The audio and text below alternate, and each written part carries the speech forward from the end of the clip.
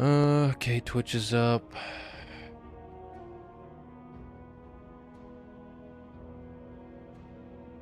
YouTube is up. Okay.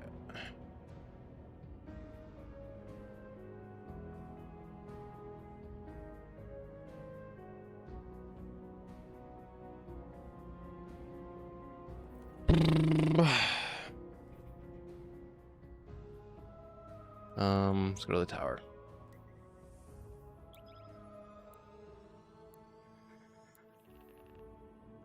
Get dim open. Okay.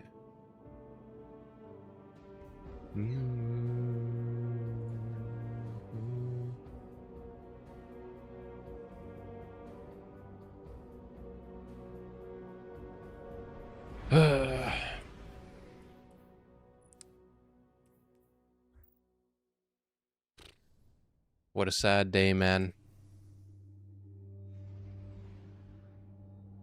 What's up, Jake?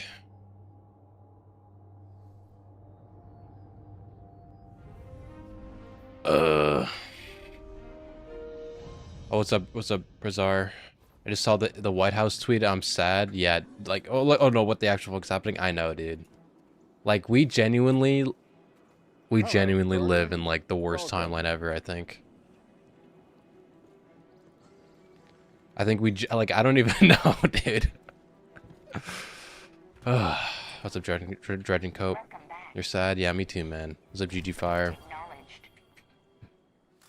Oh. Future is indie. If you have the experience, skills, and determination to build a game from the ground up, go for it. There's never been a better time. Yeah, man. That's what I'm thinking. I'm really hoping that like everyone who's affected, like hundreds of people at Bungie, mostly on the Destiny team, are now out of a job, so I don't know, man. I hope that either, you know, different studios can pick them up and they can continue to build like amazing, like other games or new games or amazing games, whatever it looks like, or, you know, maybe they make their own studio and do something like that. It just sucks, dude. What's up, Calamity? I don't know, man. It's just kind of... I'm worried if they'll even be able to keep the servers up. Yeah. I think that we don't have to worry about that for a while. If Bungie, God forbid, shuts down in the future, that's when I would worry about the servers, but for now, I'm not that worried about it. How you doing? I'm doing all right, Calamity. A little sad. I don't know if you heard about the layoffs that just hit Bungie today. We don't know the exact number, I don't think. Unless Paul Tassi said something, but you know, it's basically the majority of the Destiny team is now gone. Only a handful of people. I don't think we can hate Sony enough. Dude, Sony is just like Sony, PlayStation, they're just so stupid. Okay, that guy's a bot. Ban this guy.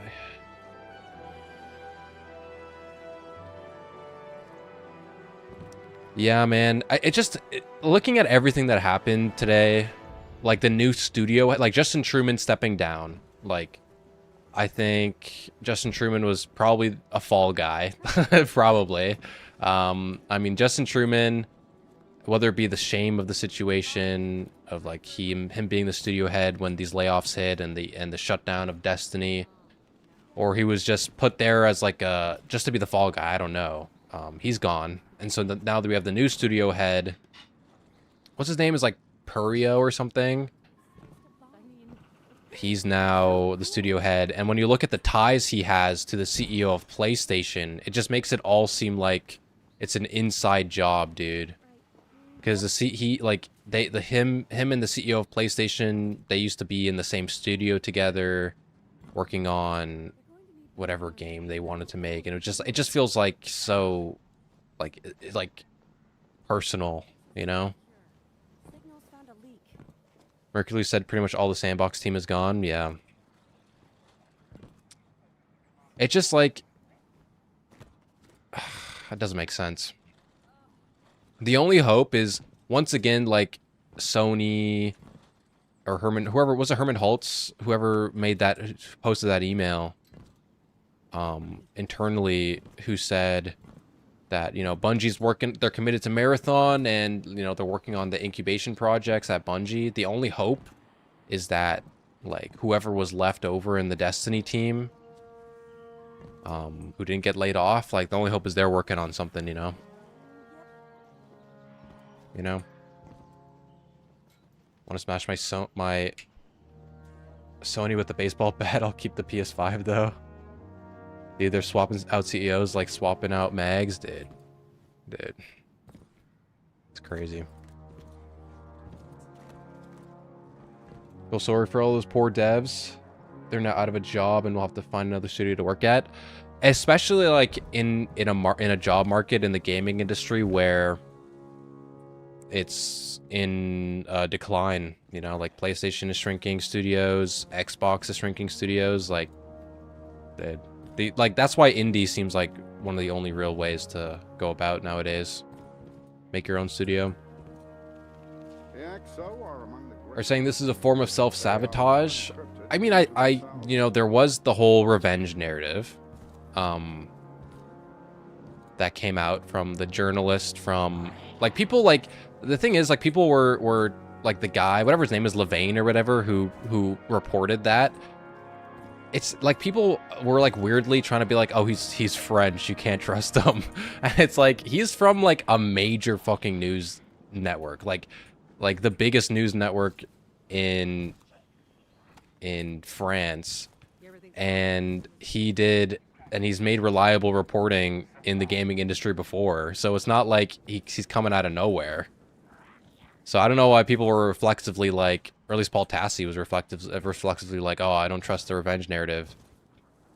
And the guy doubled down. He's like, no, I trust my sources. They're saying I have sources I have sources at Bungie and at PlayStation, you know, and they're not just rank and file. You know, I trust my sources. So I wouldn't be surprised if Herman Holtz, man. Because Herman Holtz, like, he was the guy who pushed the whole live service thing, bro. He's the guy who was like, dude, Concord is going to be big. You know, all, you know, all these other live services that either all died or got canceled in development. Right? They hired Bungie to be the guide to this whole thing. Like, and now Herman Holtz is the guy who he's personally picking a guy he used to work with in one of his own failed live service projects before he became CEO. He's putting him as studio head. Like, come on, dude, it's personal. There's something personal about that. You know? Any chance of D3 being secretly incubated and revealed alongside PS6 reveal? If Destiny 3 is an incubation, it's so early, like, you know, that you wouldn't believe. Like, you know, like, it would be, like, I don't think it's anywhere far along. Like, if it does secretly exist, it started last week. You know what I mean? And, like, the only people left over are from Destiny team are the ones who are working on it. That's it. But I doubt it, personally. At this point in time, I think that, unfortunately, the future of the Destiny franchise is looking grim. If I'm being honest. No one is going to convince me that this isn't a revenge thing. It's all too weird. Yeah, I mean, I personally think, even if it's not like a broader revenge, like Sony or PlayStation really has it out for Bungie, it's more personal. It's just that Herman Holtz and his stupid live service plans, he got embarrassed because he was too stupid and incompetent to run like the place to run PlayStation and all these subsidiaries, and he's fucking, you know, doing anything to save his skin. PlayStation's narrative belongs to the community now. We need to finish it ourselves. I mean, I guess so, yeah, like community, some type of community narrative projects, you know?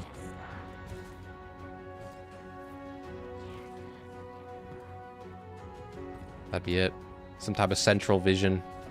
But it would need to be pretty united, you know? Like, I would hate it to be like, oh, you know, this group made their own narrative and another group. Like, we would need, like, Bife to probably be, like, the figurehead of, like, we're working on a narrative, you know, continuation of the game, right? As, like, a fan narrative, you know? Sure.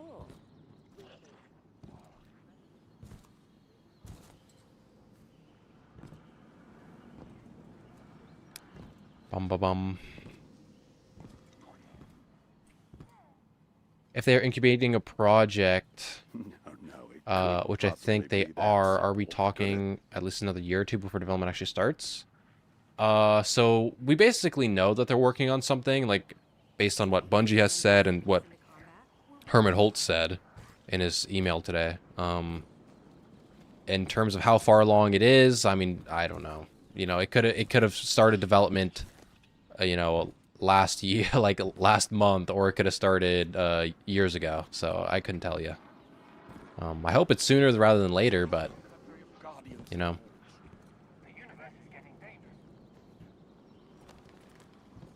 I don't think another game is as dead of an idea as some people think. It doesn't take more than 20 to 30 people to incubate a game. I don't disagree, Herbie. That's one thing I've been saying, that even with layoffs, it doesn't kill the idea of a Destiny 3 because you don't need 400 developers to incubate a project. You know, so I don't disagree with you. I still don't think it's impossible for a Destiny 3 to exist. The main problem is that, like, they lost everybody, man. Like, all the talent, the Raiden Dungeons team. Like, everyone's gone, bro. So, when they do start up production, I'm sure maybe, you know, if they're starting D3, maybe some people would come back. But there's, like, people are going to find other jobs. They're going to find other work.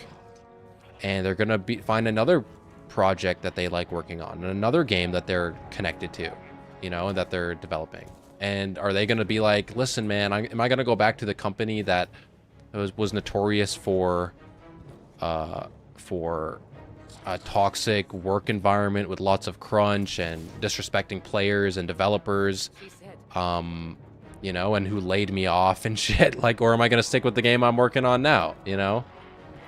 Like, getting that talent back is what's, even if there is a D3 in incubation, getting that talent back is gonna be hard. You know, it's just not gonna be the same. Is the narrative lead still in? As far as we know, unless she said something like in the last 30 minutes, as far as we know, Allison is still there at Bungie. As far as we know.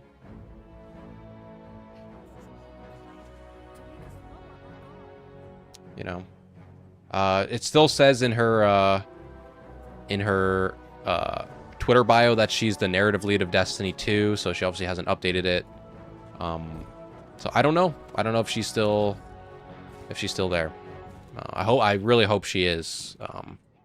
Yeah, and we don't know about Dan Miller either. Dan Miller, in my honest opinion, dude, if Dan Miller was kind of like our biggest lead in terms of the idea that there was actually a D3 in development.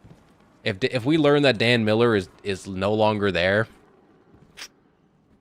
it might be over, boys. That's kind of, if Allison is gone and if Dan Miller is gone, that's then that's over. It's done. I think at that point it's over. Like, Allison, obviously, she could go work on Marathon, and I would love that. But I think definitely Dan Miller, if he's gone, it's probably over. Because he was our main lead that there was a D3. Because he was working on prototyping and stuff. What the fuck happened to Tyson Green? You know, as much as I hate to say it, I wouldn't be surprised if Tyson was laid off. Not because I think he did a bad job, but it's just that there were a lot of people at Bungie who were there for like 14, 15 years, like a super long time, in the same way Tyson has been there for a long time, and they also got laid off. So he might not even be there anymore. And he has no social media, so we wouldn't even know. Unless it's LinkedIn or something. I trust my name is Bife to make the story and narrative and lore for D3. Yeah, I think it would be good if Bife, if he wanted to do the whole like community rights the narrative thing. I'd be on board if he led that. I mean, you would need like a big name, like Bife, if for it to be like considered a community thing, you would need Bife involved in that, you know? Like he would have the resources and the you know, to be able to do that. I think the last time we saw him was in the Final Shape Vidoc for Tyson. Maybe in like an official, as like for an official Vidoc, but we saw him, he was in a couple interviews, that some YouTubers did. Like he was in a MacDix interview, CB Gray interviewed him, at some point. So it's not, so he maybe he wasn't in, I don't know if he was in an official like Vidoc, but he's still been there. It's not like he's been completely silent, he just hasn't been on social media. He only does like interviews. Tyson's been there since Marathon 2, crazy? I know, dude. I know. So I like, ultimately, I do think that Tyson Green, like I don't think he was necessarily probably a bad developer. Like, you know, I don't know of how much, it's difficult to know how much of Edge of Fate and how much of the portal and stuff was his decision versus like a corporate decision. You know, obviously the communication from him was kind of shit. We literally never got the roadmap. It didn't exist. We never got the state of the game. So, you know, obviously I can't give him points for that, but probably was the worst game director we had, obviously. But narrative team was Allison, Bife, you, and Abaddon in a vase. We'd have a masterpiece, maybe. I mean, you know, we had a lot of, you know, despite the gameplay problems of Renegades and of Edge of Fate, the narrative was banging. So they were going in a good enough direction without us, you know. Honestly, like, you know what kind of sucks, dude, is I know this is kind of stupid, but like, obviously if you become a Destiny YouTuber, there's the chance that Bungie's like, yo, yo, you want to come over and check out the next DLC? You want to see what's up? I always wanted, like, maybe one day I could go to Bungie and be in one of those, like, creator summits or something. Now that, like, I was, like, I guess I was, as my YouTube channel was growing. But that shit's now dead in the water. That shit's over. Maybe for Marathon, you know. I do want to cover Marathon lore at some point again, but so maybe for Marathon, but never for Destiny, which is genuinely so depressing. How do you think until servers are shut down? I don't think servers are shut down until Bungie shuts down. As long as Bungie is still a studio, I think servers will be up. Personally. Yeah, as long as Bungie is alive. Personally finding it hard to play D2 now, as I'm a story/raider, so with no new story and no new raids. To get for the grind is not for me. Been here since D1 beta. I get that, you know, like, one of the main reasons I played Destiny was for the day one raid experience. I always wanted to be a world's first raider. And eventually I kind of, you know, slowly, after the final shape, that dream kind of was like, it was kind of over for me. I still wanted to complete day one raids, but I was like, world's first or not, I just want the emblem, right? And so I still grinded for those experiences. But as Edge of Fate and Renegades happened, I kind of was like, you know, what more do I care about for Destiny beyond just raids and stuff? And I started looking for that passion I had when I first played Destiny, and I think I did ultimately find it, and I've been having fun regardless of raids and dungeons and whatnot. But a lot of my clan members, right, like, they played basically only for that day one raid experience. And so now that there's not many day one raids, I think they're kind of like, that's it, man. You know, I think that they're ultimately like, I'll play the game now and then. Maybe we'll hop in for a raid just for fun, but I'm not gonna grind for optimal damage and stuff anymore, you know? That's kind of their thing. Personally, I want to like wrap up my journey with Destiny 2 as feeling like I 100%ed the game. Like feeling like I did everything I wanted to do in this game. That's how I want to end my journey with D2. Which will never really end. Like, I'll come back every now and then. It just won't be the same, you know? Oh, goddamn, Silver. God, that's Listen. All I will say is, where is this gone? I don't know if I'll say what you said, but this is my favorite sword in the game, guys. Falling Guillotine. I love this. Falling Guillotine, man. I love it. Love that sword. Shit.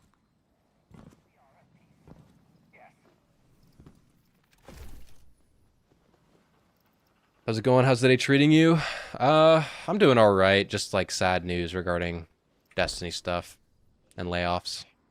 Otherwise, I'm doing all right. I just need a mortal title in rank 11. Really hate the ultimate conquest missions. Yeah, I need to get rank 11 too. I need to get that done. And I want to get as many, like, I want to get the titles that I can. Obviously some of them are incompletable, like Avant-Garde. Can't complete that anymore. But I'll get the ones that are completable.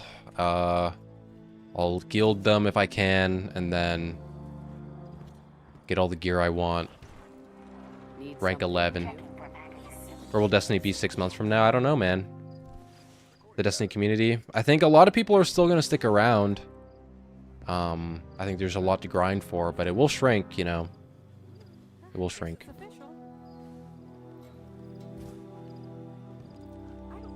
Let's do some activities as we talk. I need to get my title. I need to guild my Shia.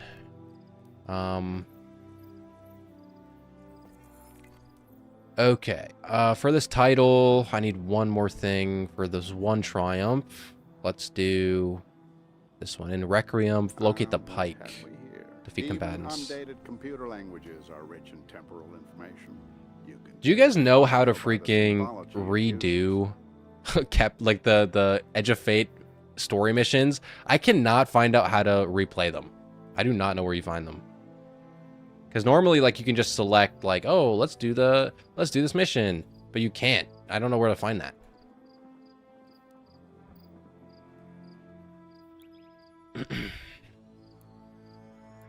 Go to Fireteam Finder and campaigns. Ah, that's weird. You have to go to Fireteam Finder. That's stupid. That's stupid.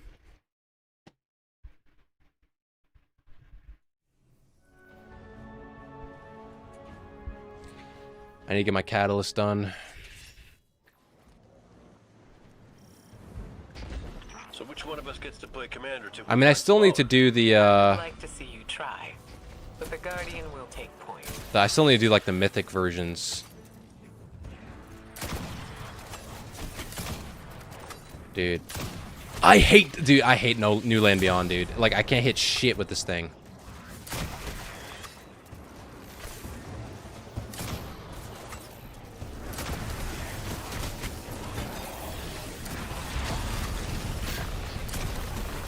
How is not, bruh? There we go. Damn, that guy was like hooked on the roof. The hell?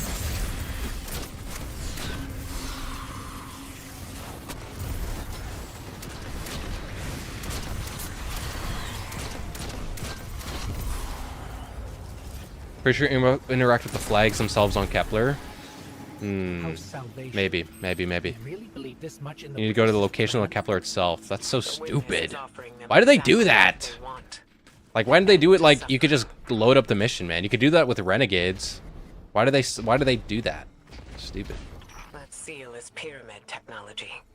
A witness's forces are likely When our guard is down, I think we both agree that violence breeds violence, and in the end, it has to be this way. Senator Armstrong. Yeah, I agree with that statement. I think violence begets violence, ultimately. White House chimed in. I did see that. I did see that. The White House that is crazy. Is this a joke? Nope. They posted an AI image of Trump as a guardian with like full exotic gear, like exotics in every slot. I'm 100% serious. I quote tweeted it. God damn you, New Land Beyond. Yep. It is not a joke. It's 100% serious.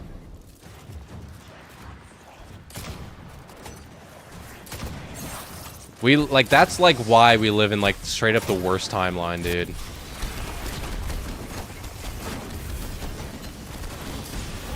Like,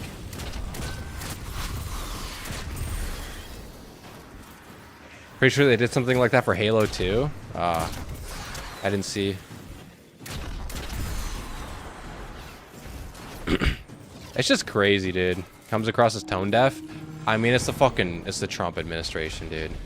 I don't think they know anything about tone.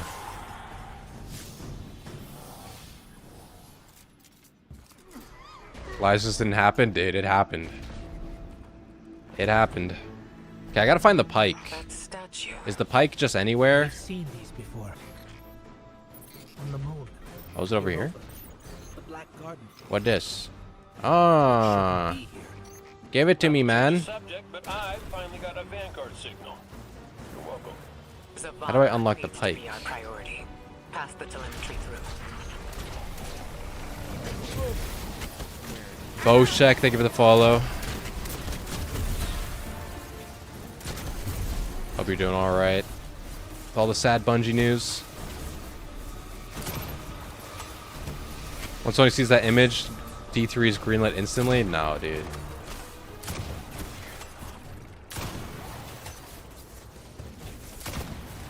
I don't think so, man. It's just straight up like, oh, our favorite game is dead.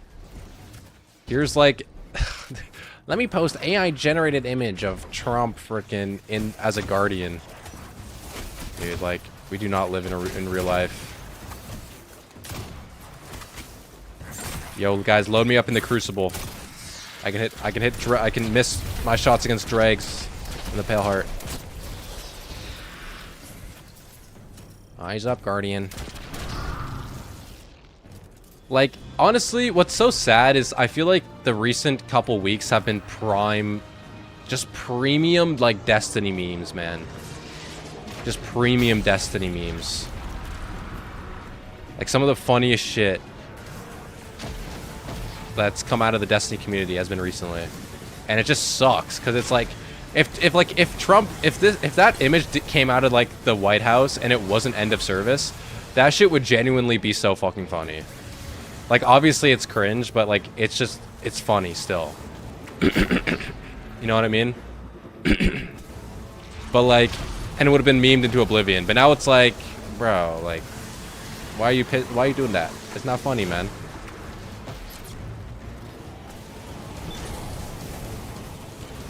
We're mourning right now.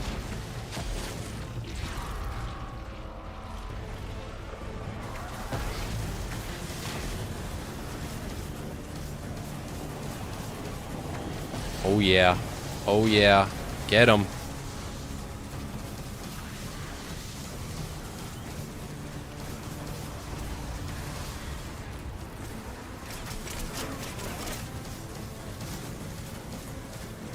In other news, Deltarune Chapter 5 released yesterday. Deltarune and Destiny are games that shape sort of people come through their gameplay message and themes. Honestly, I have not played Deltarune. I mean, I played Deltarune Chapter 1 and 2 when it first came out, like however many years ago that was. But ever since then, I haven't played Deltarune, so I need to play the new chapters.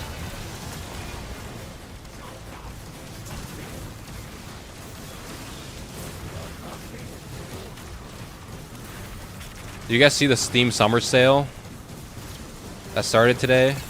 Dude, they have some banging games, dude. I don't think I've ever seen a Steam Summer Sale this good. I'm gonna be so honest. Banging fucking games with like crazy deals.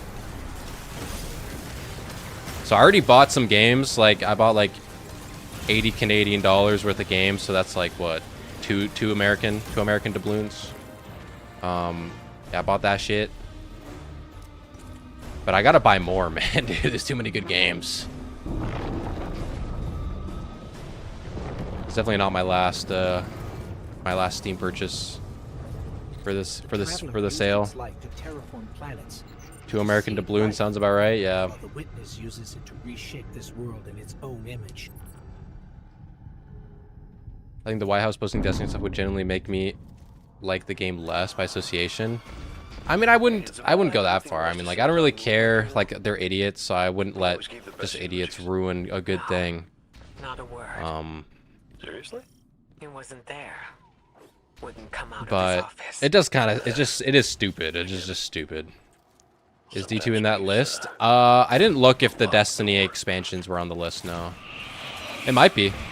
Like, a lot of shit's on sale. So, I would just go take a look if you play Steam games. I bought, what did I bought? I bought Skyrim. I've never played Skyrim before. So I bought Skyrim. It was like 14 bucks on sale. I bought Hades 2. I bought Abiotic Factor. And then I also bought Hotline Miami. That's what I bought. The collection is back down to 25 bucks. That's nice. That's good. Dude, it's kind of like, did they... I was watching Astacross and it made it seem like... Go get him. He made it seem like the Destiny collection is not a thing anymore. Like, it's like, as though, like, it was only a limited time bundle. I don't know if that's true. I would hope not, because that would be fucking stupid.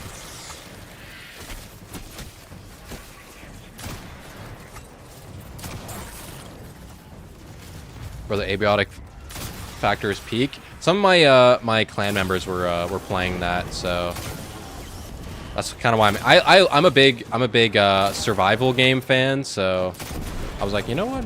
It's on sale. I'll try it. It's so good. Okay, I'll check it out. I'll check it out. I'll play it soon. Thing is, like, there's so many games, dude. I've bought so many games over the years that I just need to play. And I don't know how you guys feel about this. Oh, still a thing? Okay, good. Like, obviously now that Destiny is, like, its narrative is now... There's no more stuff, and, like, there's eventually going to be a time where I don't really got any Destiny lore to cover on, like, a regular basis. I was thinking, like, because there's so many games as a Destiny player that because I've just been nothing but Destiny my whole life, basically, there's so many games I never experienced. And I was thinking maybe what I could do is, like, I could play these games and then do, like,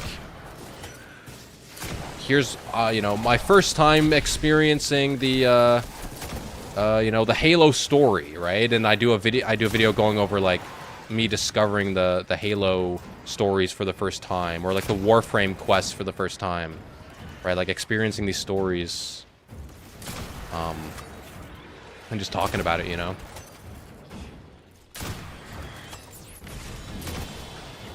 Like I could, like, because I ultimately, like, I don't know anything about the Halo games. I know, like, oh, there's a Halo and there's Master Chief and there's this thing called the Flood or whatever. I don't know anything else about it. So I'm like, okay, dude, am I this shit at the game? And so I'm like, what if I did, like, I played Halo, the Halo games in the order of release, and in each game I play, I make a video going like, here's what I think about the story as I'm discovering it for the first time, type of thing. So it's like a discovery thing. And same thing with the Warframe quests and whatever other games I end up playing. Bit of variety, you know.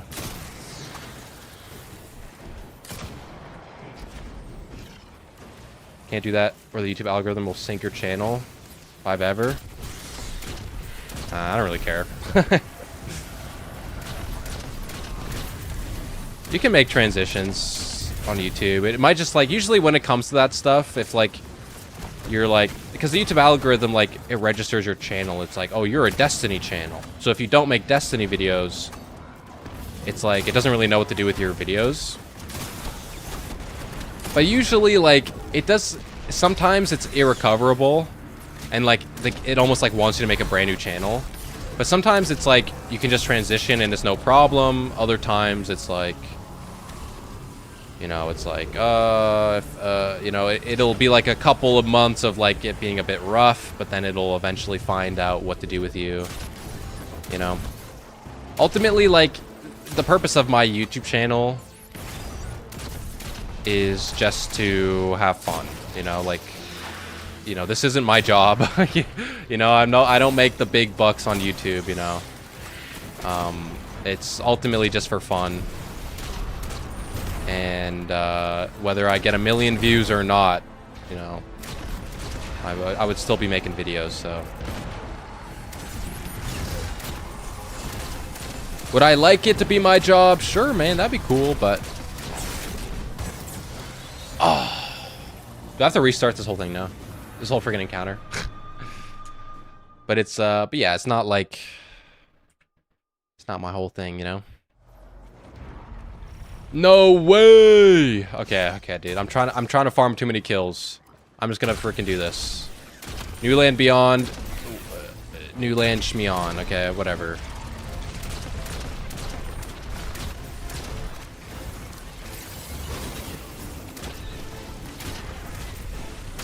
That's crazy, dude. This is a long-ass encounter.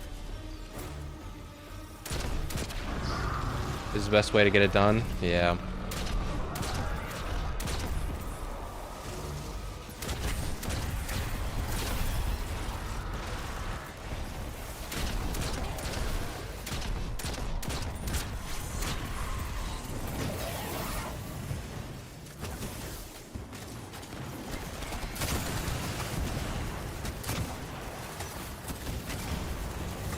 Okay.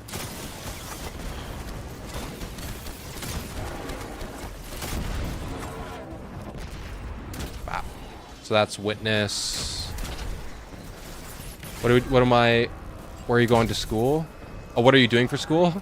I'm currently in, I'm in trade school right now, so I'm in a pre-electrical program. So I'm learning how to, basically it's like a 6-month program, and it's like pre-apprenticeship. So I'm learning it. I'm gonna do a work placement, and then hopefully I get like a proper placement and I become an electrician. So that's the goal, man. Is it your first time doing this? No. Definitely not. I'm just doing I'm getting New Land Beyond kills so I can get the catalyst done, but I'm fucking can't hit shit. I'm just getting the catalyst done. Or no, I'm just trying to get the triumph done for gilding my immortal. I have like I know, listen, I'm not the best player, but I got I have like 4,500 hours on this thing. 4.5k hours in this game, dude.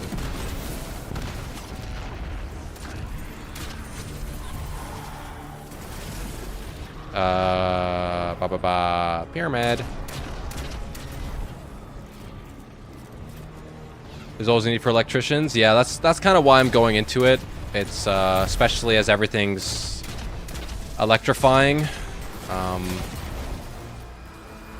You know, electricians are needed, and it's in demand, so. And I know a lot of electricians, so it's a good job.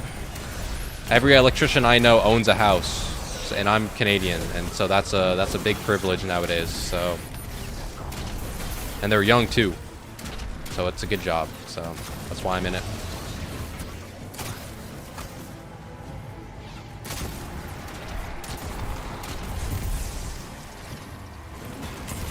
No way that does that to me.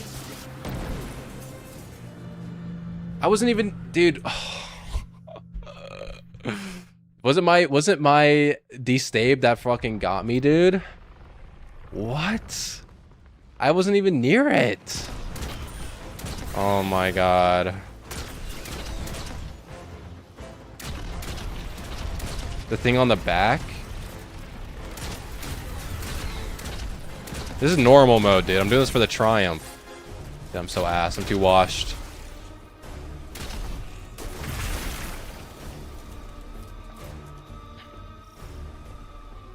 Does it mean Spire of the Watcher is your favorite dungeon? Well, we only just started doing, like, electrical stuff, like, in lab. Before it was a lot of, like, safety, and, like, we did HVAC for a bit. Normally, like, the way the program is structured this year is a bit weird. Like, we were supposed to do, like, electrical up front, and then safety stuff after, and then after, like, we were supposed to do, like, electrical, then HVAC, and then safety. But we were kind of doing it in reverse this year for whatever reason. So we did safety first, which is still good to know, like, the full safety and be safety certified and everything, but we did that first this time.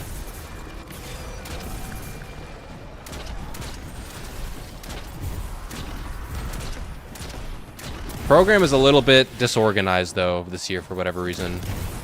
Like, one of our professors for one of our classes just did not show up. So, he didn't show up for 2 classes, and we're like, So, we let our coordinator know, and seemingly, I guess he didn't know he had the class. So, we're figuring that out. What's up, Sander? We're doing alright, man. Just living with the bad news, man. From today.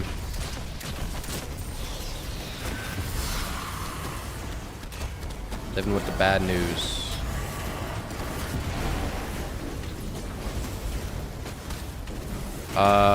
Pyramid. Did I look at the symbol the first time? I don't remember. Okay, let's not dive. Let's just blow up everything. I don't want to die to a freaking trip mine anymore.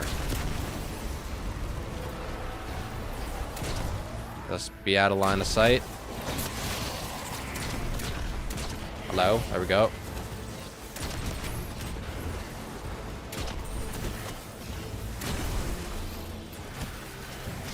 The news were rough, sorry to hear that it kills me. Yeah, it just really sucks, man. It just doesn't, it like, the main thing about it is it just doesn't feel fair, right?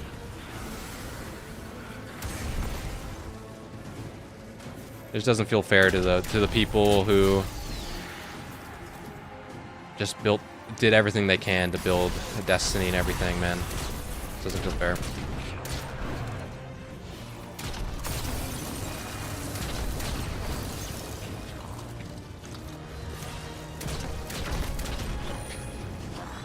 The whole raid team, I know, dude. Like hello? Like the majority of, like, Mactic said the majority of the sandbox team, the QA team is gone. The raid team, the raid and dungeon team. It's like they're supposed to put out this patch next week where they try to fix the last minute issues with the game before it goes complete maintenance mode. And no one's there to test it. Who's gonna test that the patch works?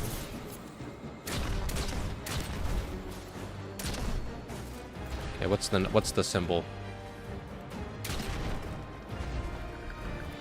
Pyramid. Or not pyramid, whatever it is. Traveler thing.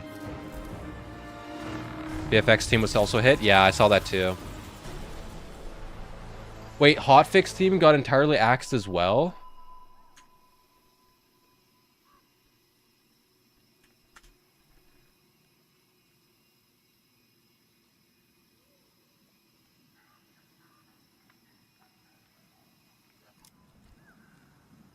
Allison Gotts this?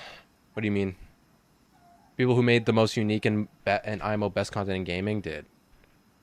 Like, there's literally no other raid ever that is like Destiny. Like there's similar experiences in, excuse me, in different MMOs. Like I've heard Final Fantasy. People say like Final Fantasy is the closest raid experience to Destiny, and then WoW is like a close second. But We look to your commander it's like, for leadership, you know, but he is made fragile by his doubts. Push him to fight the inevitable, you know, and he will break. what's Let us lift the weight. I don't know, man. The raid and dungeon team leaving is like it's so bad. Because like even in like you couldn't even bring those guys to Marathon, man.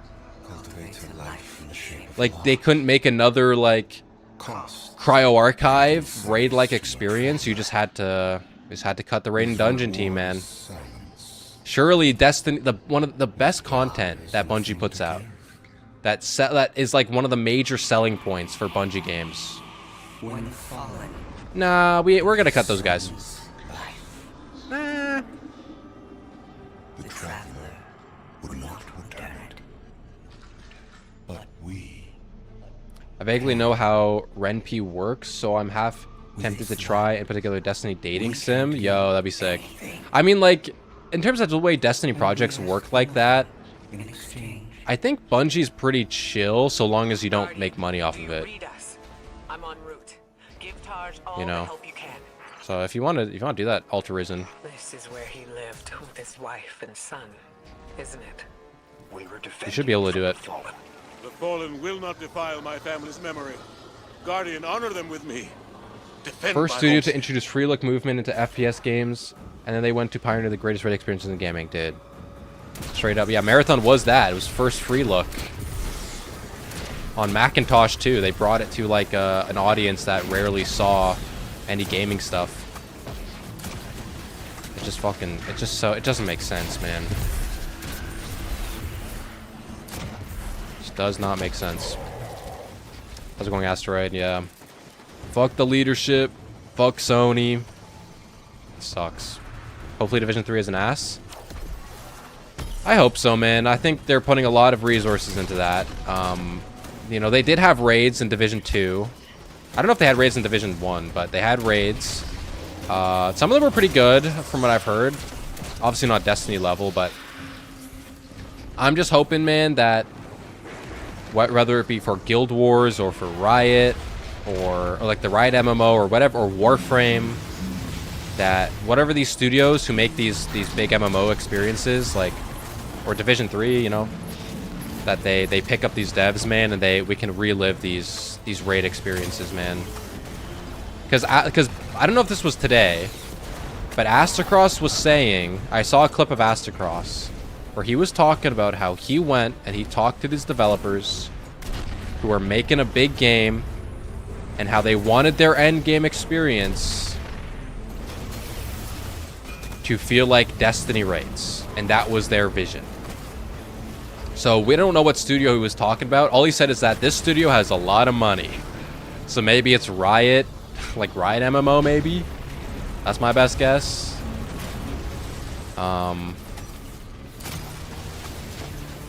But he said something, so I'm hoping, man. It's right, I feel like. That's the only explanation I have. Just because, like, the way he's explaining, like, how much money they have and like, the scope of the project. It's like, it's either Riot or, like, MyHoYo, who's, like, making an MMO or something. So, but it would most likely be Riot. So, I'm hoping, man. Whatever this Riot MMO looks like, it's our last hope, man. Riot MMO and Guild Wars 3. That's all we got, guys. Straight up. I mean, there's other games. Like, I still need to play, like, Path of Exile and shit. I need to get back into Diablo. Does Path of Exile 2 have any lore? Is that, like, a lore game?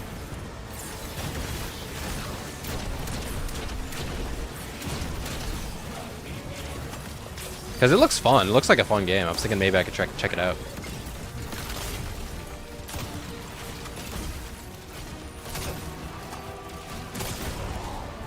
That was today. He said it was a big studio, that the lead was a big Destiny fan. Ah. think that's the last of them. Halo maybe MMO, Halo MMO maybe. I mean, I don't know how much I trust that rumor, but maybe.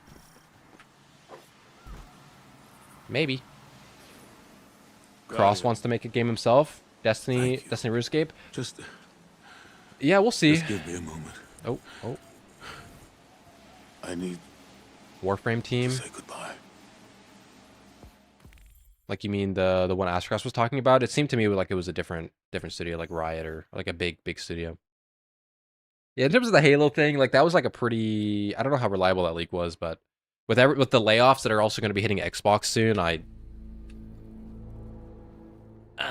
don't know.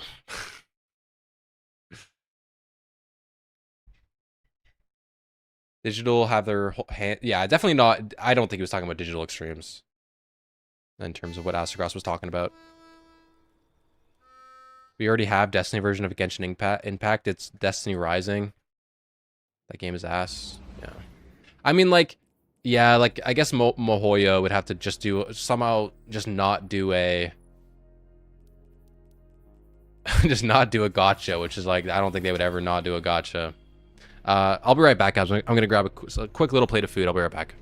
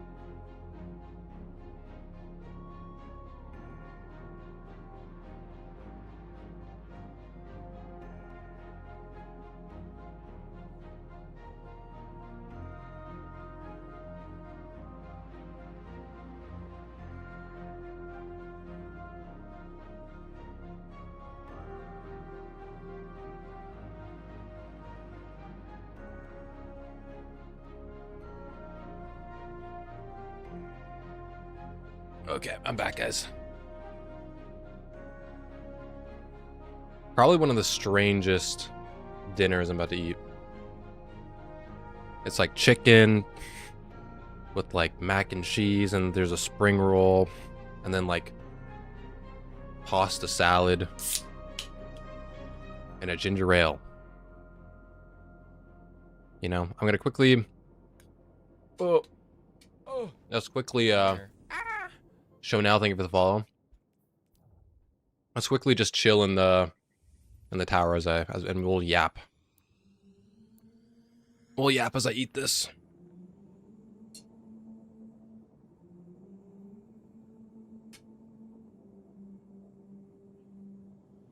Did you see the D2BS official White House? Yeah, I saw that post. That shit is fucking stupid.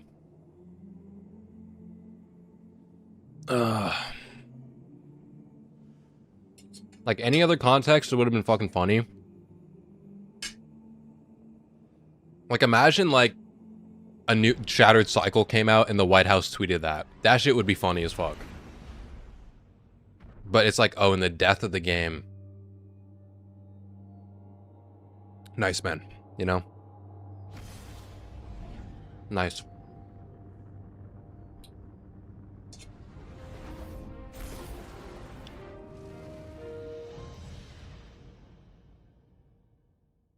Yeah, exactly, musician.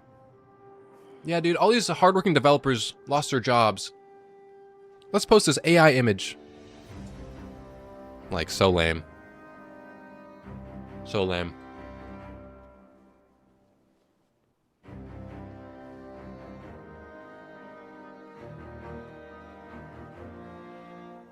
Nearly choked to death on a ruffle because my friend said, not by the hair on my chinny chin chin, to a below average impression of Callus. That's so funny. What the hell? Dude. I might use that. I might use that. That's a good one.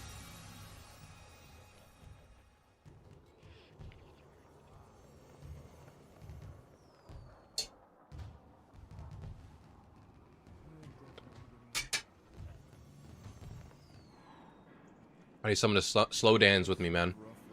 Slow dance.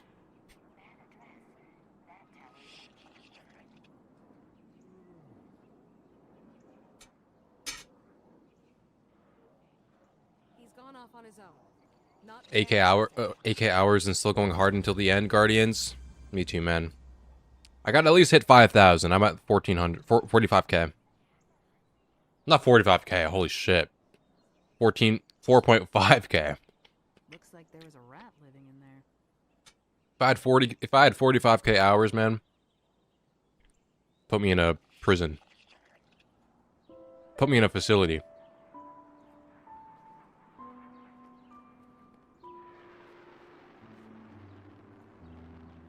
G-Sauce, do it. Come on, man.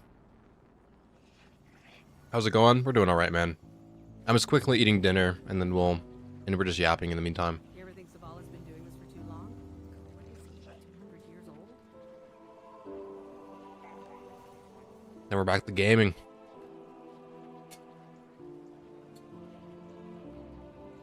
I'll probably do Gambit after this.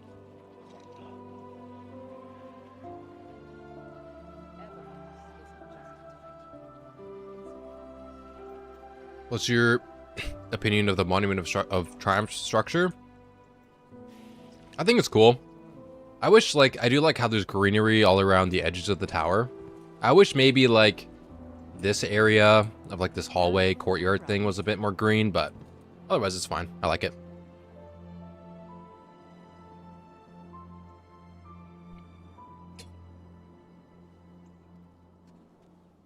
This place would starve without us. It's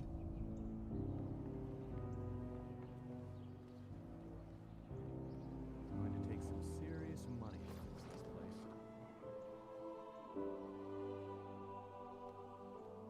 I don't care if the retirement home nurse tells me I'm slowing down the Wi-Fi. I'll play Destiny. Yeah, me too, man. Until we die. We need those private server guys to hurry up. Because, like, who knows how long Bungie has.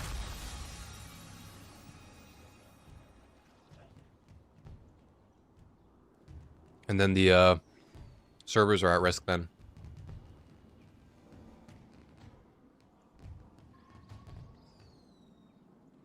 There. I want to make a new account, experience Destiny Fresh again. I definitely want to do that at some point too. Looks like there was a rat living. Make a second account. But that's like after I'm done with this main account, feeling like I've gotten basically everything done. But then after that, I don't know, maybe after a couple months, I'll do another account.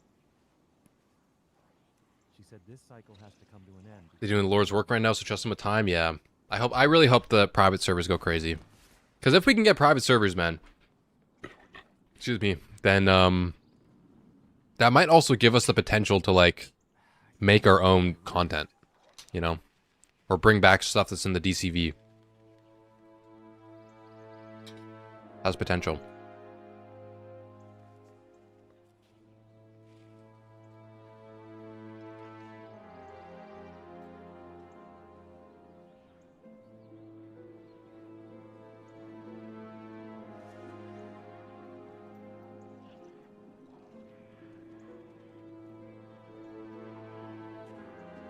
Cassie pointed out Anthem servers were up for 7 years. Yeah. I don't expect servers to go offline anytime soon, but there is just because of the state of Bungie, it's a fear that it might be inevitable. How's it going, K-Ram? We're just eating dinner really quick. Almost done. Almost done.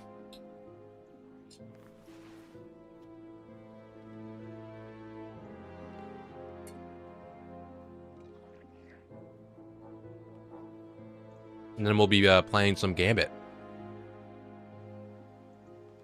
Going to take some serious I would gladly work for free to get shit back in the game. If private servers become a thing and people are making fan-made expansions, I'm there, man. Someone needs help with anything, I'll do anything. I'll be there. I'll write the lore. I'll voice act. That's about all I can do. Because I don't know how to do anything else.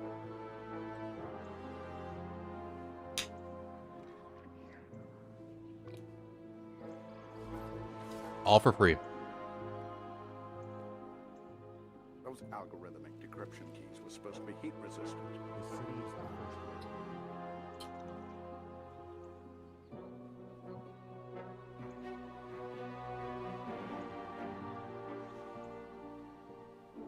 one. I would only work on lost content. Leave Allison to do the new stuff. In a in a perfect world, if like Destiny ever continues, yeah, I'll let Allison do it. Cross is making a game and needs a lore guy. Tell him to reach out, man. Tell him to talk to me.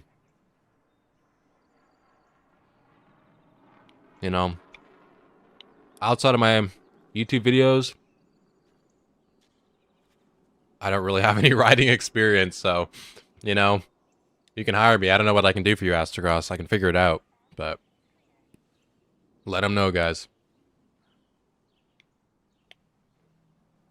When was the last time you can remember we were at peace? Are the archives finite? I wonder. There. Can a Who's on? set ever truly be complete?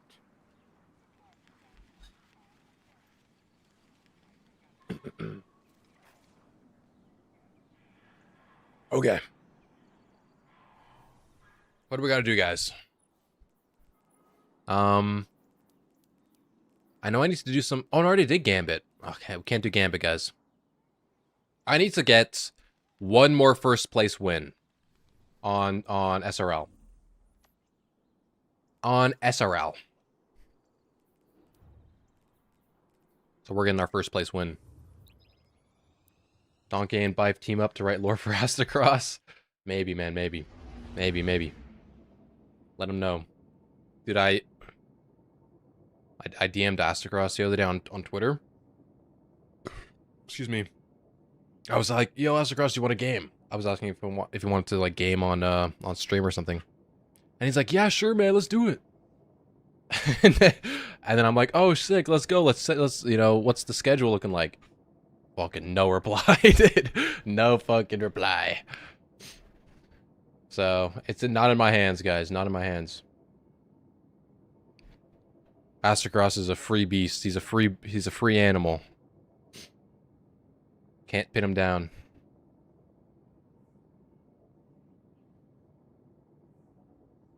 Dude, if we can do fan-made expansions, that would be nuts, dude. That would be... That's why we need a Forge mode, man. We need a Forge mode. We should have had a Forge mode long ago.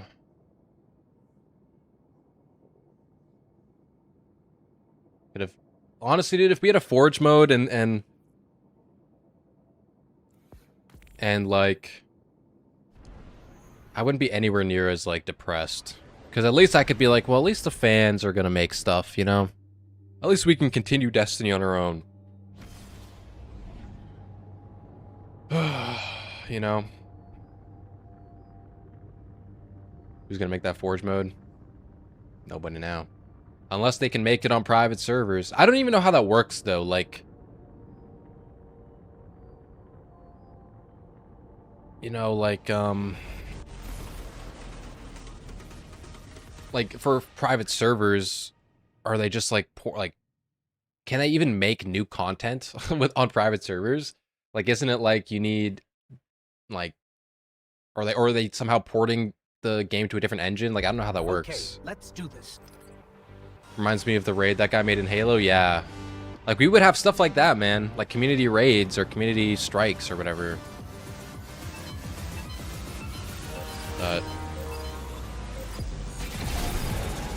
Do you guys know how to do the boost?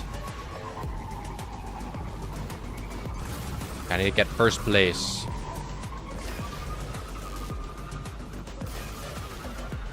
What the fuck? I clicked my ghost button by accident instead of my emote button. Whoa! Warm up match. Warm up. Warm up.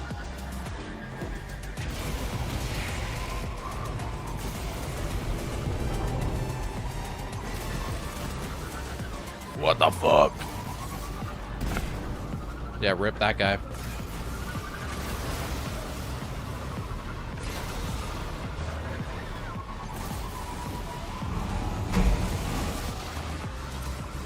Come on, baby. First place.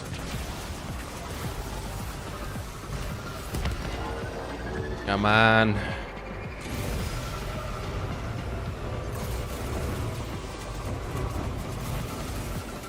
Dude, this circuit is so long. It's actually insane. They passed us. How, man? How? How are you faster than me? What's happening?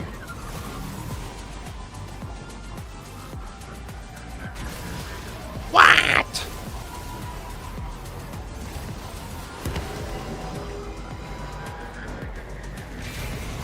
Let's go, Meatball. Meatball don't got nothing on me. Guy's right behind me. Bro! Map 2. No, hit that. Enemy wants vengeance. Deny them. Bruh. Keep it going. It's a shortcut. It's a shortcut.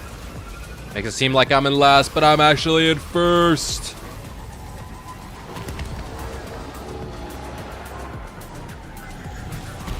Where's my boost?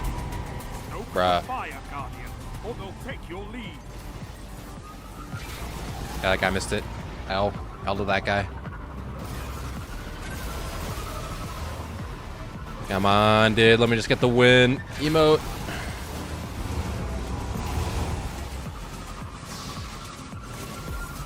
Pretty good so far. Hit that. Emote. Hit the boost. No! Enemy doesn't respect your lead. Come on. Command. Oh, so scary. Yeah, it's fine, it's fine, it's fine. We can make it back. Keep going straight. No. How am I in third right now? Where's the other guy? What? We're second right now.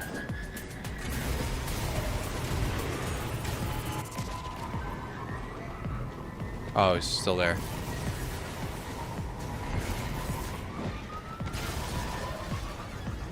You're almost there.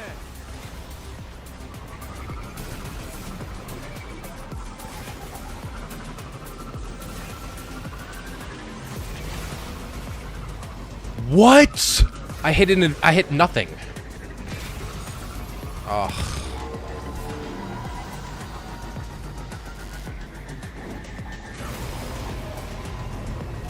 We got this, we got this. Make it. No way! It's over.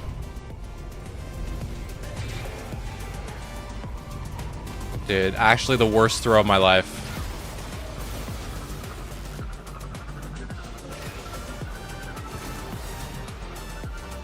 Cause that's to make the gates nice and wide for you to catch up a lot easier. In case you're like really in last place and need help.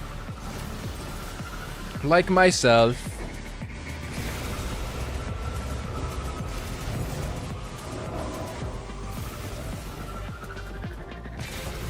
Okay.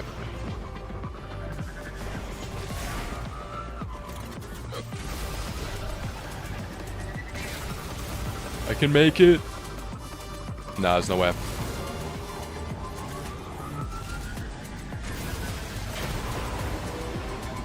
Yeah, I'm stuck in fourth, I think.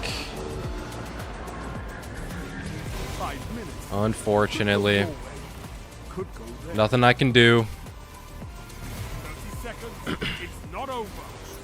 The tower's calling a winner.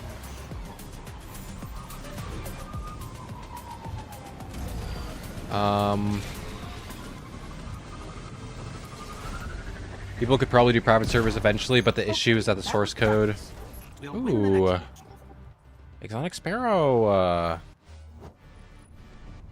Nice. I was gonna do shader. But the issue is that the source code is more likely heavily encrypted. Yeah, so it's probably difficult to, like, you can do a private server, but to make new stuff is kind of hard.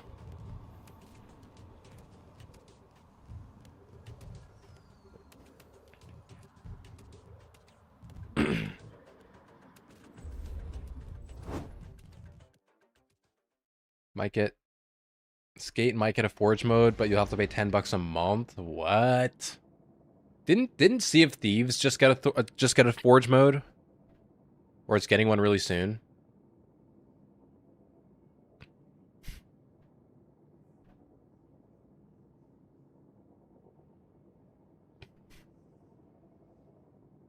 Dude, even Christopher Barrett is commenting on the Trump thing. Dude, what the fuck?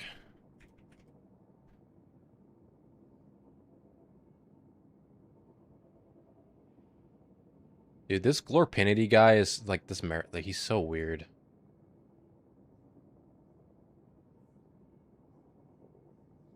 Not to do drama, but it's like he's like he's always on Twitter talking about like the Destiny community sucks or whatever. He's like a marathon player or whatever, but and then he's quote tweeting the White House thing, and he's like, "Oh, so this is why the Destiny community is the way it is." And it's like, are you fucking stupid, dude? Is that the world we live in? You stupid right now?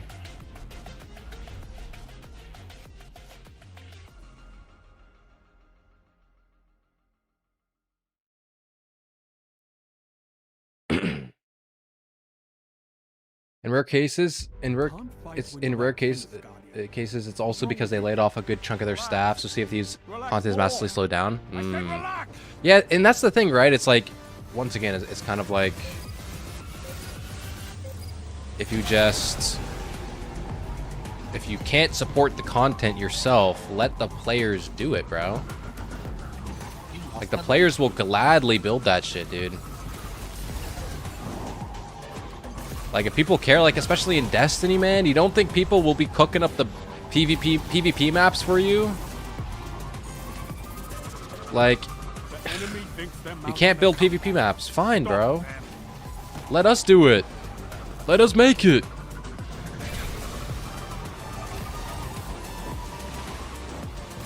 It's just so silly that like, it feels almost as though, what the shit, man? Enemy wants vengeance. Denied. Like, it just doesn't make any sense. And it's always like return on investment, return on investment. What's the return on investment when all your players leave because you don't give them anything? Like, where do you think the PvP players in the Destiny community, where do you think they went? They went to play fucking Marvel Rivals. They went to go play Apex. Second lap. Went to go play Overwatch. Like, you're losing people by not doing that shit. And if you can't do it, for whatever reason, Your enemy is closing the gap. because, you know, marathon PvP is more important or whatever, that's fine, man. That's fine. What? Dude, they got the tricks, man. There's some sweaty ass SRL players, man. Yeah, fuck you, dude. No way I didn't hit that.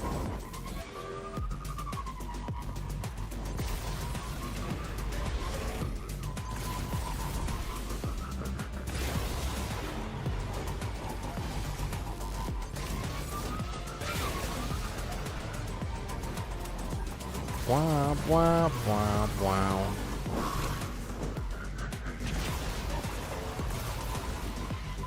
Yeah, we got a decent lead, but we got to keep it for the next lap.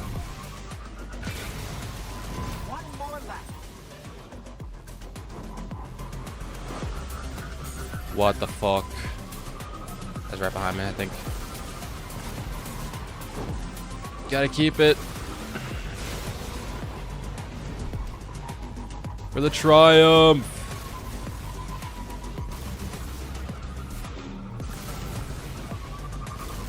Oh, it's right behind me. How?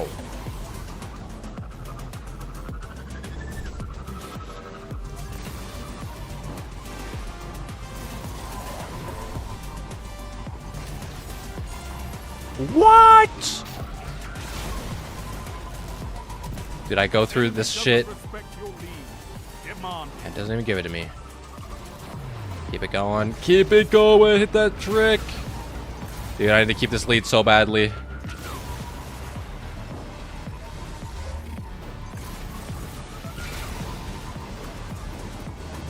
This guy's right behind me. Can't miss anything. Can't miss anything. Hit the trick. Let's go. Fight on. Gain the lead.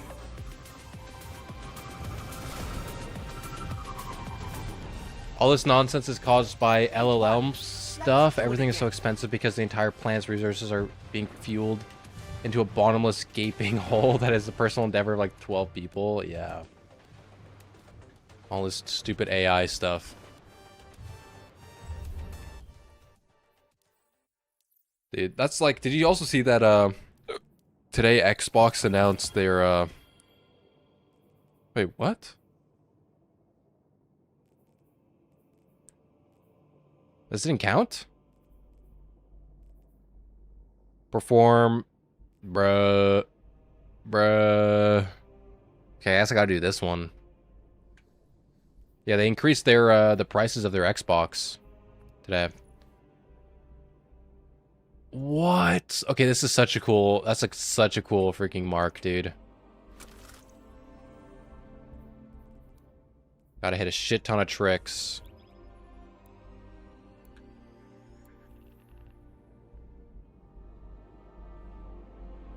Profit Mart. Oh. I have when people say, or you hate when people say Destiny was not profitable. It was, but they were reinvesting, but they were not reinvesting it back into Destiny. They had Marathon and 5 other incubation projects did. I hate when people say that too. And people will be like, someone like replied to me. Like I made that tweet where I said, like, I think that the people who are saying that Destiny was not profitable or was never profitable or whatever, I think what they really mean to say is that Bungie was not profitable, which I think is a fair statement. I think you can say that. I don't think you can say that Bungie was never profitable, but I think like you could say that for maybe the majority of its time independent or for a very long time, it was not profitable. I think you can say that, right?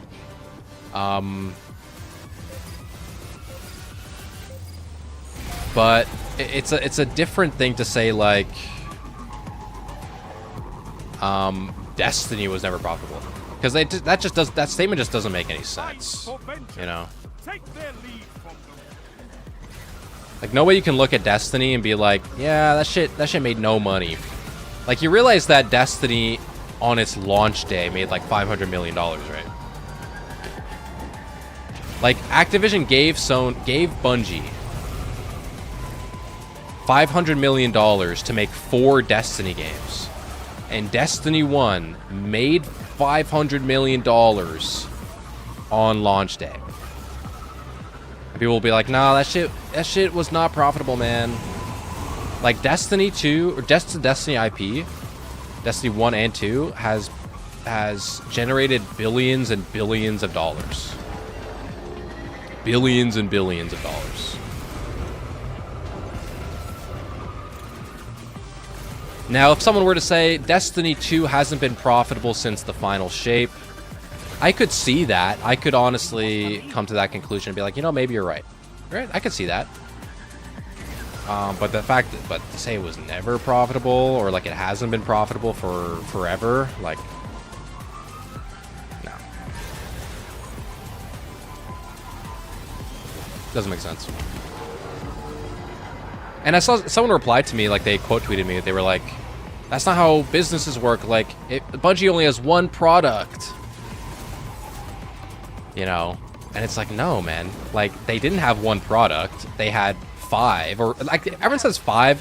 I don't know what the 5th one they're talking about is, but I think it's like 4 incubation projects. Right? Because they were making Payback, Matter, Marathon, and Gummy Bears. I don't know what the 5th one is.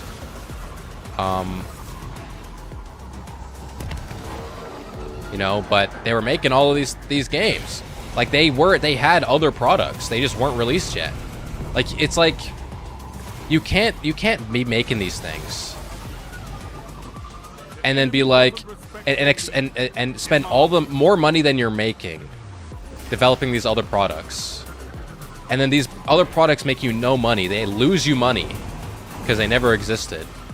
And then you don't get to look at these other projects that you're making that lost you money and then be like, well, it looks like Destiny 2 wasn't profitable.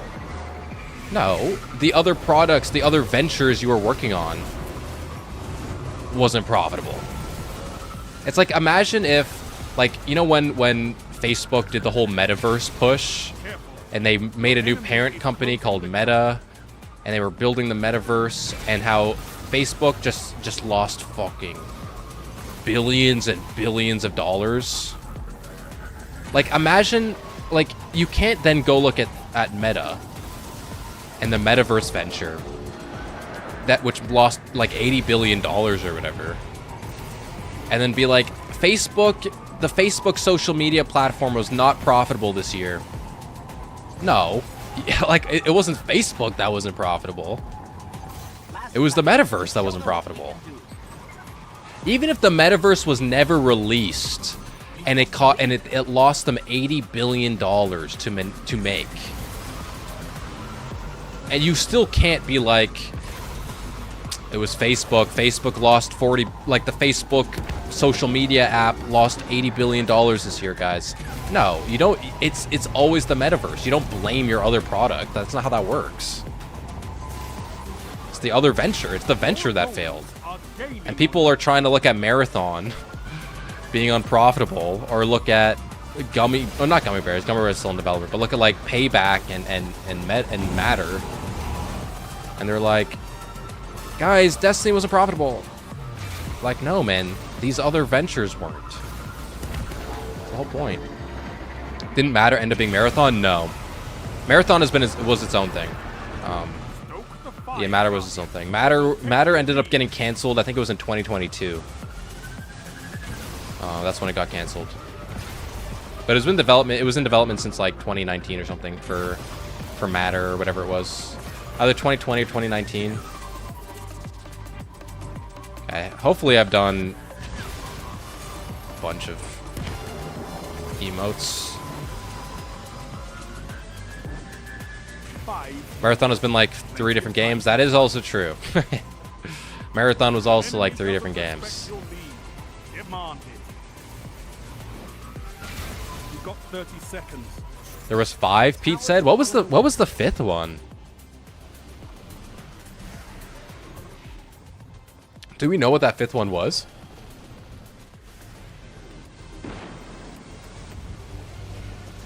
Yeah, that's right, Bingus. Like, because of the way they fired the freaking Raid and Dungeons team, man. It's fucked up. Ooh. I don't like this, but this is kind of goated. I'll keep that for now.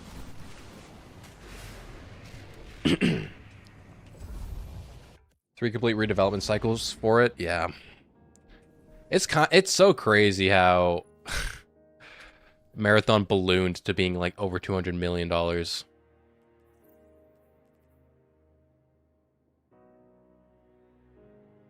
Completing SRL triumphs increases your chance. What?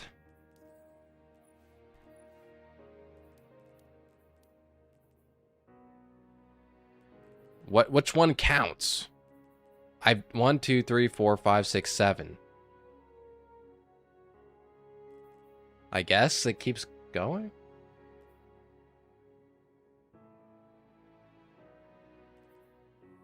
How many, like, what the fuck? 2, 3, 4, 5, 6, 7, 8, 9. Do I have to do all of these? Finish races in the top 3? I have to do that 100 times? Oh. I don't want to do that. Also, when it says do it in 100% SRL gear, can I use an ornament? Or do I have to do...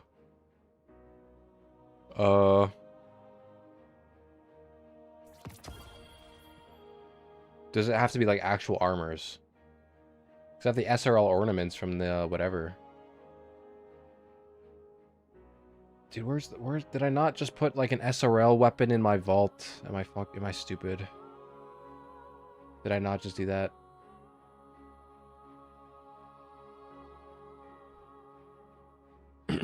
Reload dim.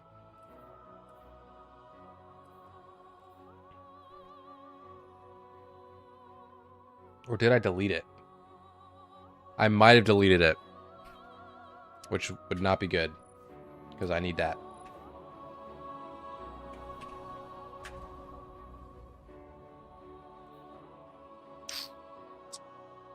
I perhaps may have deleted it. Ornaments would work? Okay. I need to get another gear. I need to get another thing. How's it going, Lance? This one. Gotta play another game. Do I really need to do 100 matches of SRL? There's no way. Or I guess it said you get bonus progress for first and second, actually. Sony says Bungie's worth $3 billion. That figure is based on total money Destiny has brought in over its lifespan. Well, I think I think Destiny probably made more than $3 billion. I think it's based more on more than just like revenue. Like it's more like what do you call it? Like assets, the incubation stuff that they were probably interested in. And Destiny, of course, but, you know, which is crazy because it's like, why in the world would you nuke So the objective Destiny? is to run very fast while dodging obstacles and avoiding being shot. Right. Sounds like Apologies for yesterday. I must remember what Sav said in the campaign. She specifically said the power to move worlds was the power of the witness, not specifically the take. That's all good, man. I think that I do ultimately think that it is most likely that the witness does have the power to take. Like, one of the things that I was thinking of, like, that I forgot about was Kel'Garath. Kel'Garath in Season of the Deep was taken. And so you're like, okay, well, who took it? Right? If it wasn't the witness. So obviously it would have been the witness who took Kel'Garath, right? Rate the SRL courses. What?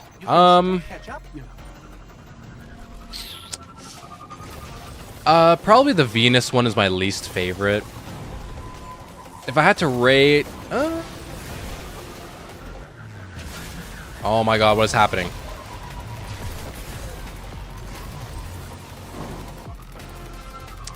If I had to rate it...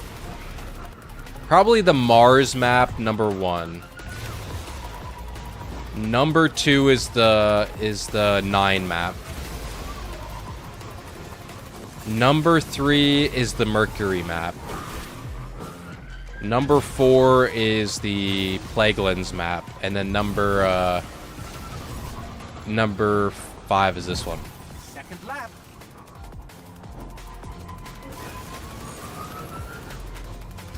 Oh, my emotes aren't working.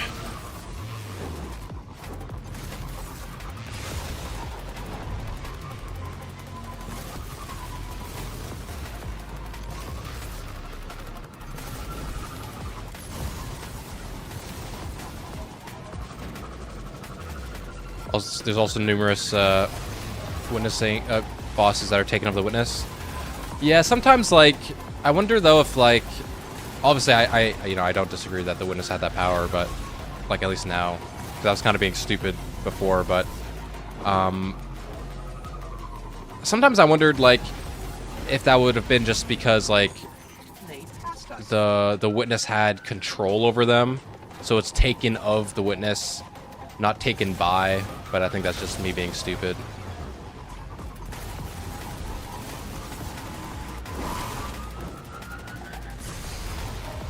Also, I posted on Twitter today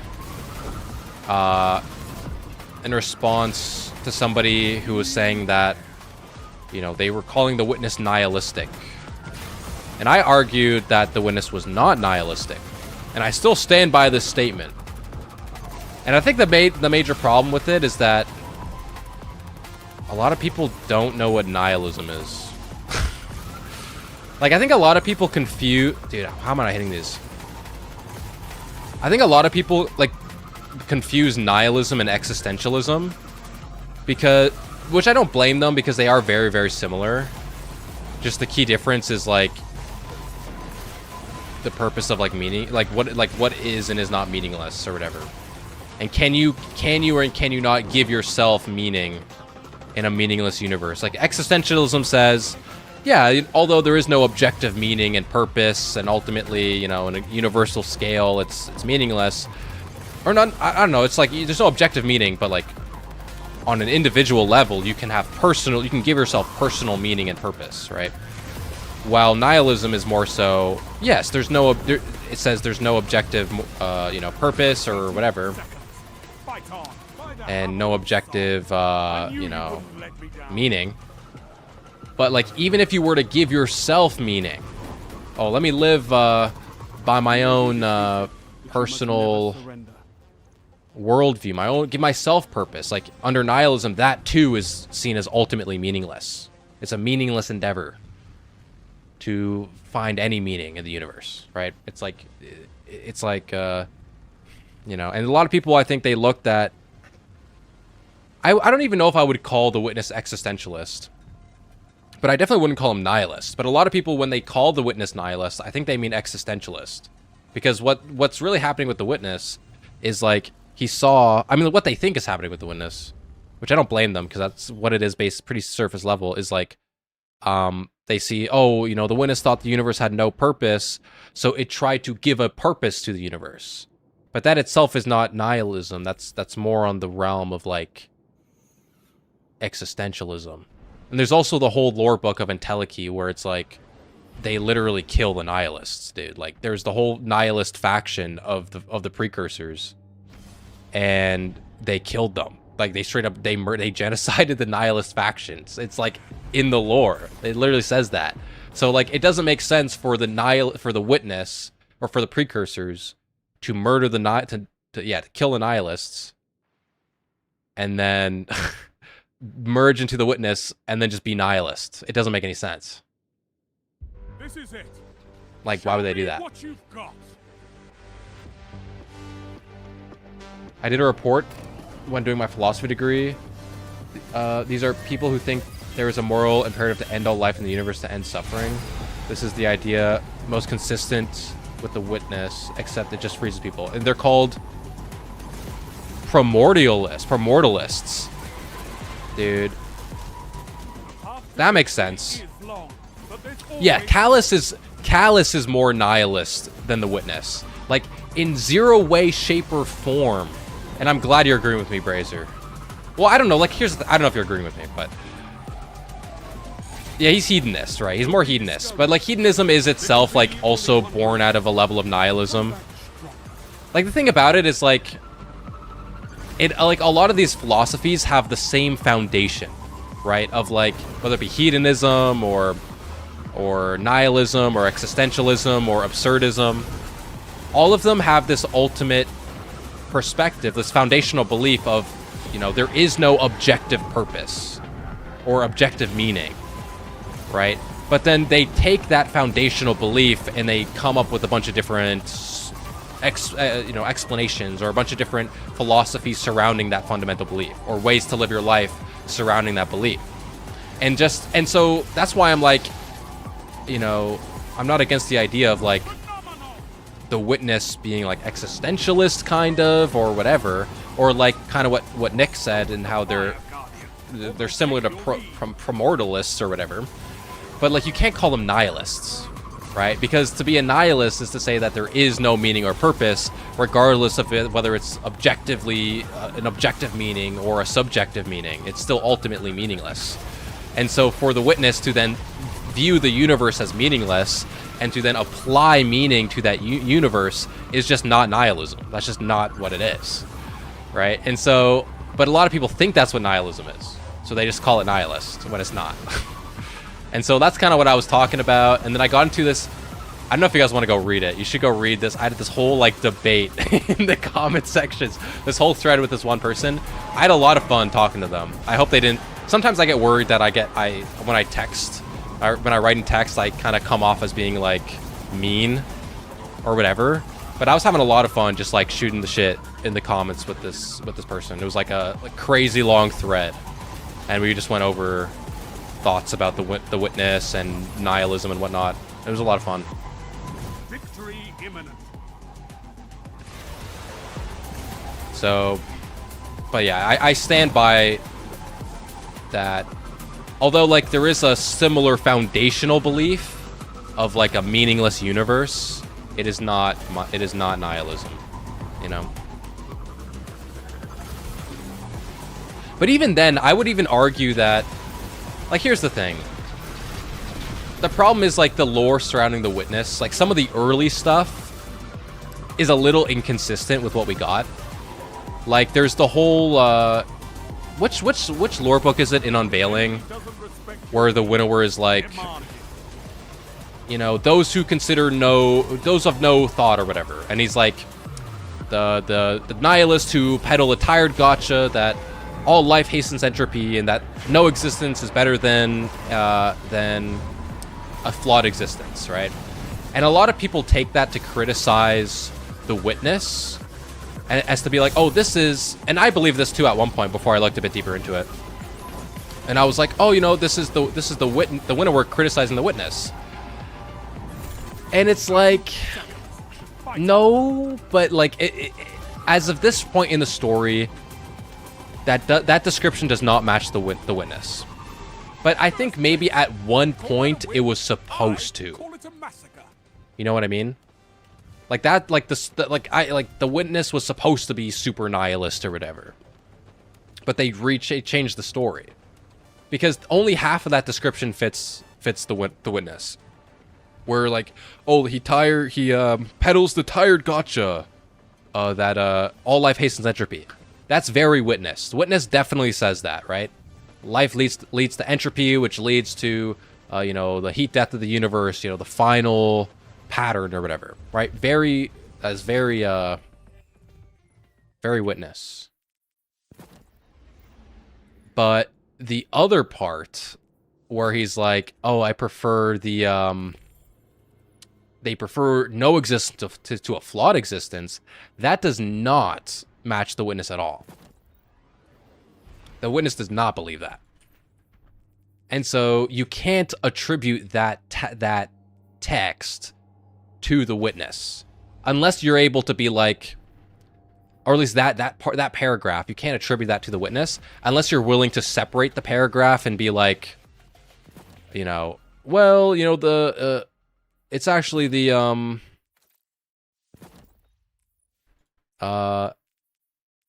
you know, that first sentence can be attributed to the Witness, which it can. It does fit, right?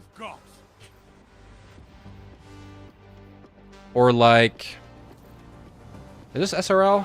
No, that's not. That's is that SRL? Oh my god. But there's also because he lists 3 examples, like 3 beings that consider no thought, right? He lists the example of the nihilist, and then he lists the example of there's someone who tries to delay the challenges of the struggle to exist. That feels significantly more Witness, where it's like the Witness is trying to, basically prevent the final pattern, right? It's trying to preserve creation, prevent the struggle to exist, prevent suffering, right? Like it's freezing creation. It puts a pause on that struggle, which would be attributed. That works for the Witness, right? So that would apply to a criticism, and I agree that the Witness and the Winnower were definitely not friends. I mean, the Witness was very he thought sword logic was a child's philosophy, right? So they definitely weren't friends.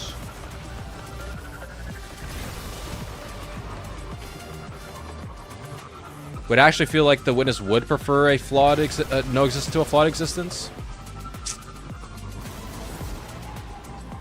Yeah, those who peddle, that exactly, Altruism. Those who peddle the tired gotcha that all life hastens entropy, that describes the Witness.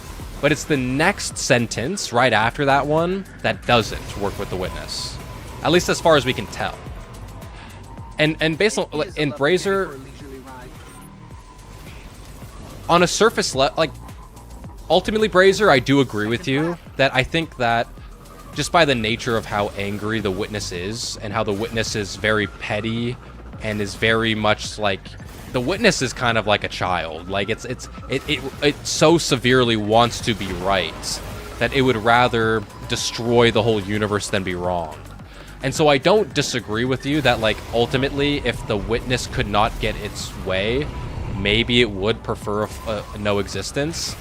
But it's just that what we saw the Witness do in game just did not fit in that description. You know what I mean? But I don't disagree with you on like maybe like a personality level for the Witness. That like it's so egotistical, it so desires to be right and apply its shape into the universe that if it didn't get its way, or if it was impossible to achieve that kind of final shape, it would rather just destroy everything. But that ultimately isn't what happened. And maybe that was originally going to be the plan, like we know the Witness story changed a lot. So maybe, but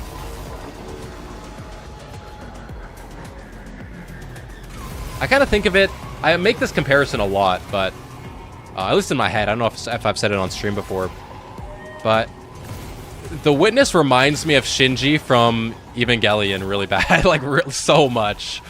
Like almost as though, like going through struggle and suffering and then concluding in the end to, instead of with godlike power, forge a universe of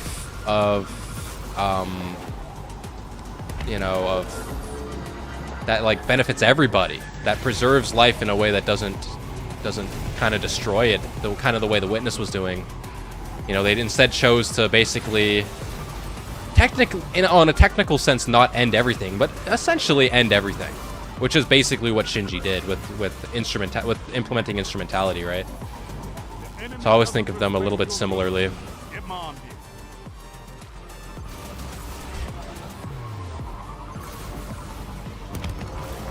Almost as though like the Witness would have been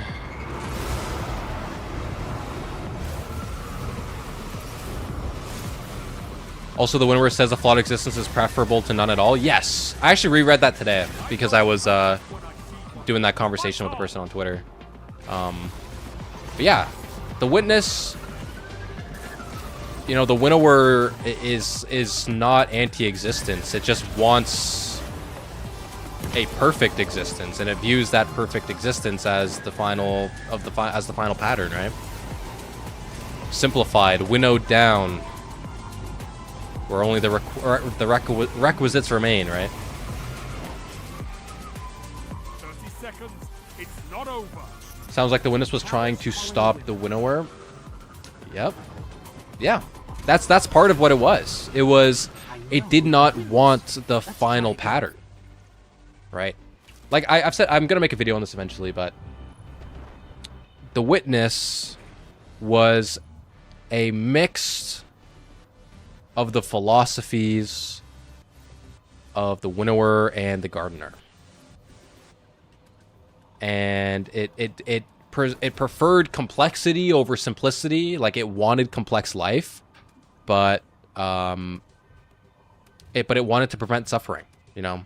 Like, from the Gardener's perspective, suffering is permitted, is almost like a necessary evil for the good of complexity, of a complex life and a diverse universe. While the Winnower is, he doesn't like suffering. He doesn't, like, he's kind of expressed that he doesn't desire suffering and seeks to end suffering through the struggle of existence, where those who cease to exist no longer struggle. And so you shape and winnow the universe down to its final perfect existence, and you use violence to do so as it hastens the process. And so he permits violence for this, you know, what he believes as the moral goodness of the final shape, you know? And so the Witness took this philosophy of both of them, of the preservation of complexity, but also the ending of suffering, and merged them together into its final shape, which is the, you know, the end, which is preserving complexity, but ending suffering by preventing anything from ever happening again, right? What's up, Nucleoric? Me too, man. Me too. I don't know, man. I got the news right before, like, I was on Twitter or whatever. And I refreshed Twitter right before my lab was about to start today at school. And I saw Destiny Bulletin posted, you know, it was like 30 seconds ago, posted the statement from Bungie. And I was like, no. And I was just angry. I was just so angry, like, through the whole lab. And yeah, it just sucks, man.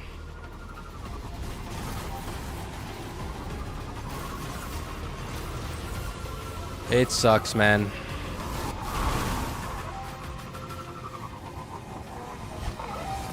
What the fuck, dude?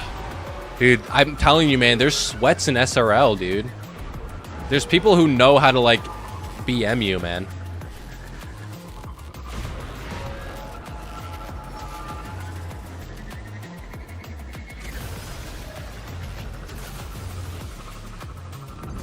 Second lap. Iran just announced they're gonna fund their own development of D3. Holy shit. The Ayatollah coming in clutch. Yeah, in response to that Trump tweet, man.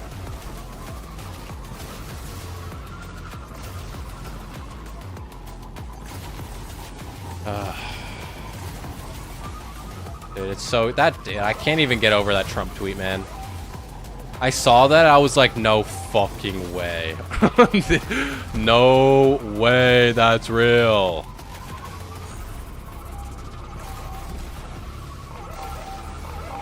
You know that meme where it's like, oh, when you agree with someone, but they say it in the most annoying way possible, so you low-key don't want to agree? Or it's like, or there's another version that's like, you know, oh, you agree with, like, someone, but they're the worst person possible. That's just the rule, man. That's just what it is. It's like, dude, what the fuck, dude? Like, yeah, man, eyes up, Guardian, I guess. Like, what the fuck? The LARP is crazy, dude. But when you analyze the image closely, guys, when you analyze that AI image closely, you'll notice that Trump is actually a warlock because he has an American flag bond. So just keep in mind, warlocks, he's one of you guys. Just keep in mind. Your enemy is closing the gap. He's one of you guys. What Trump tweet? Trump oh, it was a White House tweet. It wasn't from Trump directly, but it was an AI image of Trump as a guardian in Destiny.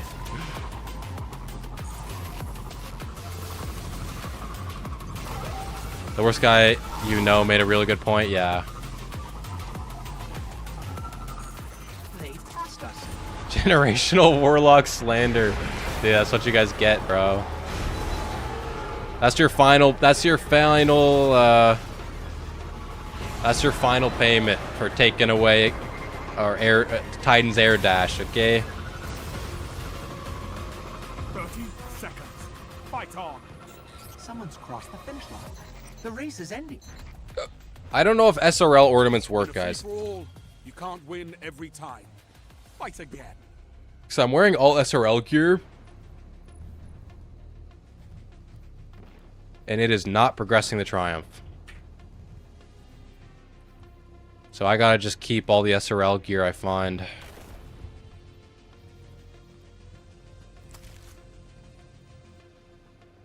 At least we ain't related to Shah Han.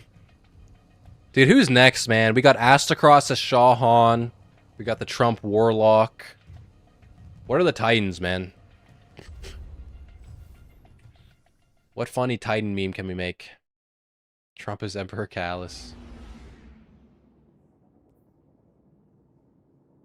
If I was to give the witness a position, I would say it's anti-nihilist. It believes nihilism is the natural course of the universe.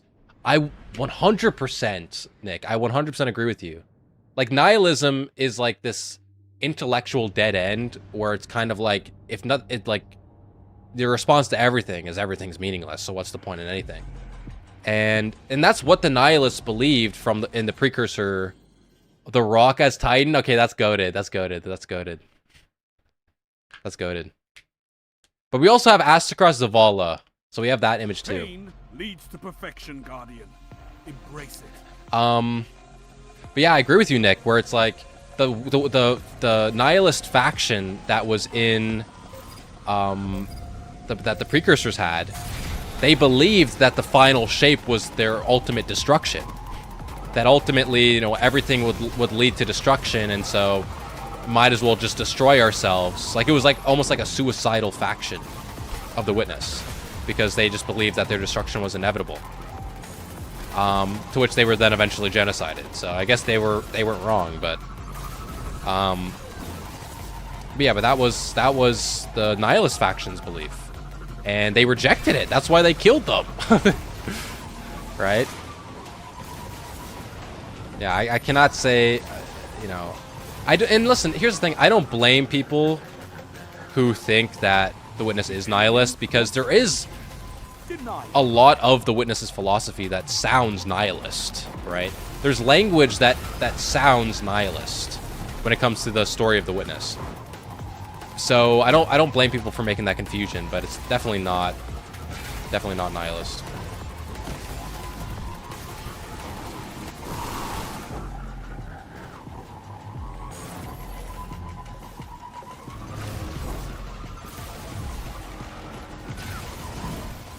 Lap. Dude, I want to read chat, dude. It's so hard to read chat when doing SRL. I need to lock in so I get these triumphs done. I kind of wish you could focus armor. Oh well, though. Because I need a helmet, a chest piece, and legs.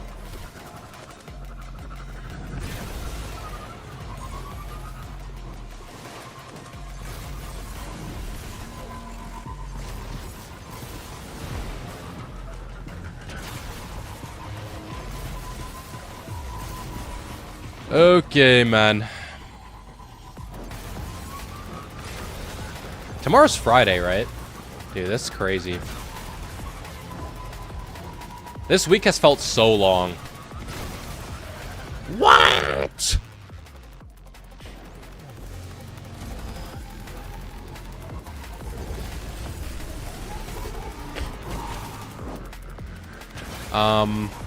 Yeah, this week, man, it was like Wednesday. I thought it felt like Friday, bro. Part of it is like I started, like, my new schedule for classes started this week, and it's been like pretty long days. So as a result, it's like the week just feels so long.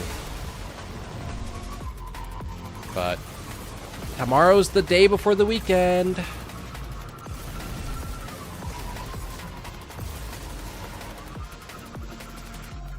Rubicon is an underrated lore book, IMO, which is huge for understanding the Witness and Precursors too.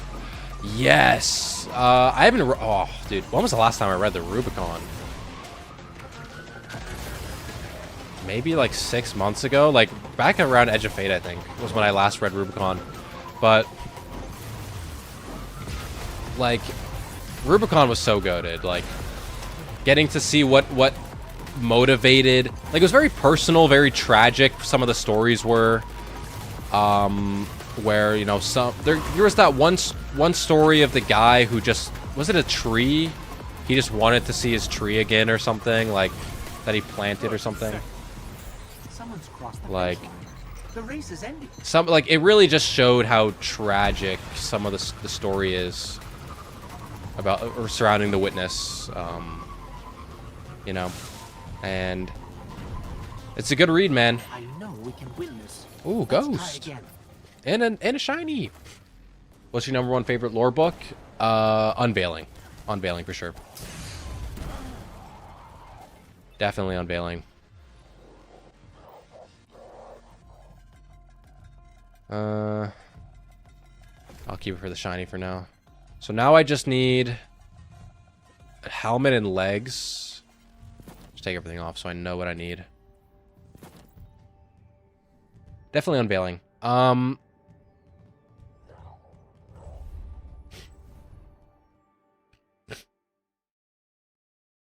Yeah, in terms of lore books, like I was thinking like maybe this summer.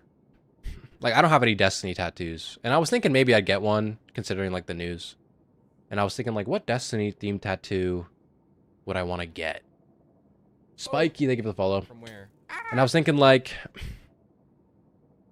what is in the Destiny universe like pulled me in so hard? Like, what do I care so much about in the Destiny universe? And really, that Winnower Unveiling story has always been something that has kept me intrigued, seeing how it progresses in Destiny. And you know how, like, let me show you guys.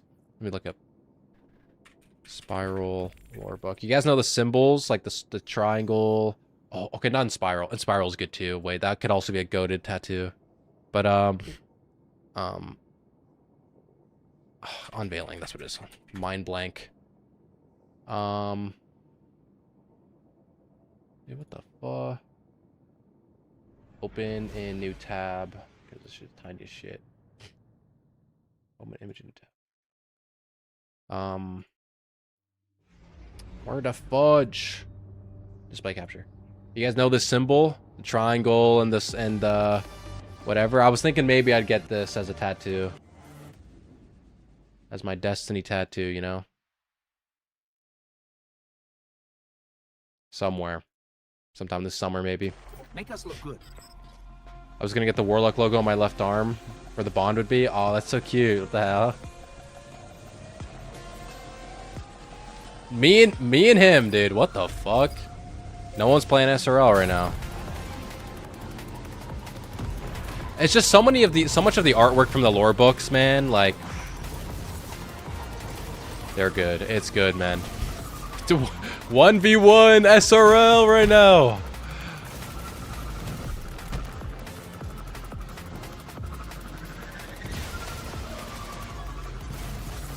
Oh, the upended symbol, the witness symbol on the upended, that's also clean. That's also clean. Because the thing is, like, I like tasteful tattoos, you know, like, I don't want to get, like, I don't know if I'd want, like, let me just get the Destiny logo. Like, I want it to, like, be Destiny, but also not stand out as too Destiny. Where, like, the knowers would know, you know. The knowers would know. What the? Why are you jerking like that, dude?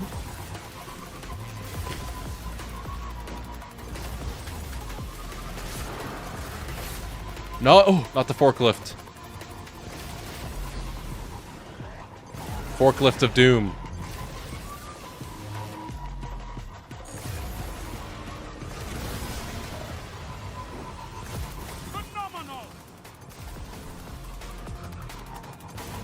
If I ever get the Destiny tattoo, it'll be the logo of the Praxis. Let me look that one up. Anyone else having freezing issues? Ah!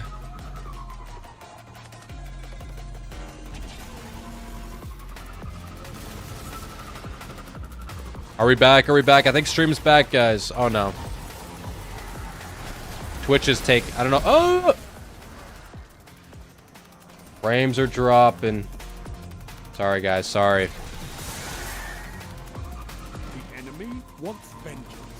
Deny them.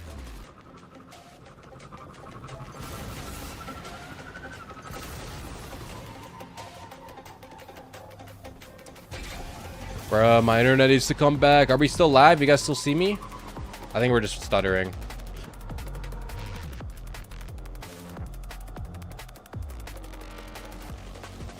Bruh. I'm watching the internet is just taking a shit right now. Let me just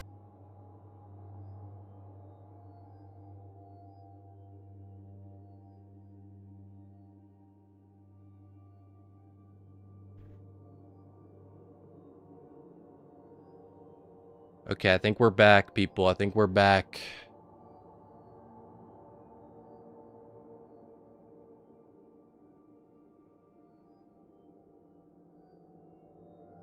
I think we're back. I think we're back, guys. I think we're back. Twitch is back. I do not know what happened, dude. Sorry about that, guys. I need to figure out what's going on, dude. Because it just keeps happening. And this one was a really bad one. Like before, like usually like maybe I'll get a couple frame drops. When like, which is weird because I was not having that problem for a long time in terms of like internet issues. And now it's just getting bad. It just keeps happening. And that one was like really bad. Like it was oopsies. Like normally it's it drops frames and then maybe after like 5 seconds or 10 seconds at most it recovers. That one was just not recovering. It just stayed like no internet. So which is so I'm muted? I'm not muted. Are you muted? Maybe you muted the stream? Did both streams F? Yeah, both streams F. Yeah, both streams F'd. Because normally it's also only YouTube, or sorry, only Twitch that F's. Like sometimes like YouTube will be fine. Only on YouTube. Can you guys hear me on YouTube?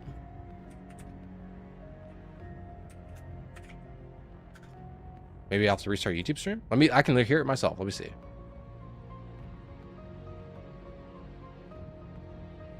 No, you know.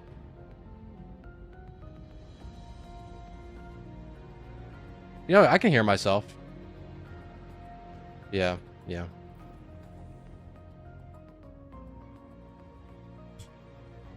Okay, sorry about that, guys.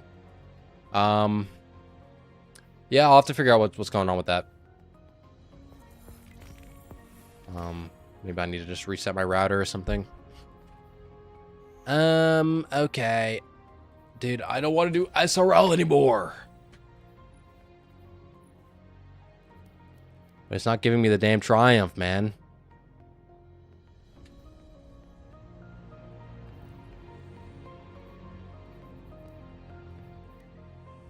I need to lock in.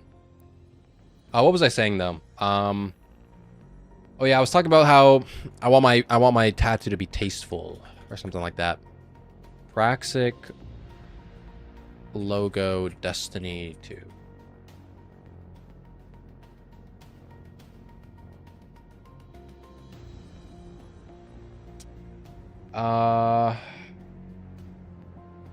Which one is that? Is that oh it's the eyeball. It's the like sun eye thing. That's the Praxic logo.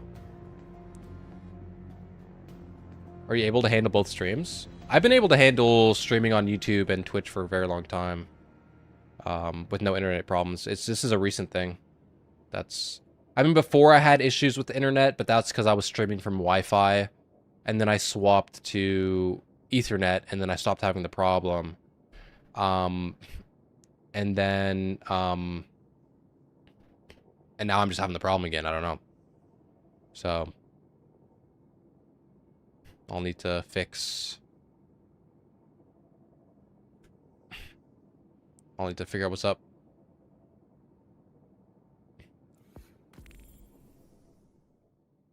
Because otherwise, everything's stable. It just random dips. Oh, wait.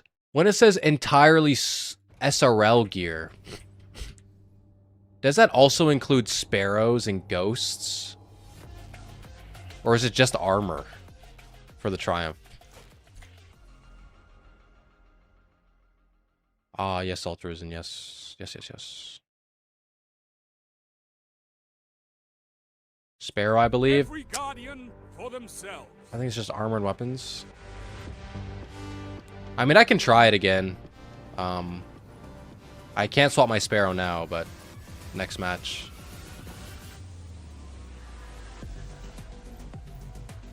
Ah! I need to get out my inventory.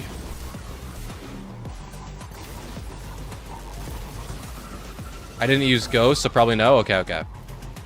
What about Sparrow, New Caloric? Did you use Sparrow? Use a Sparrow? Did you use ornaments? Because I used it with ornaments and it didn't work. This is what comebacks are made of. Fight for it.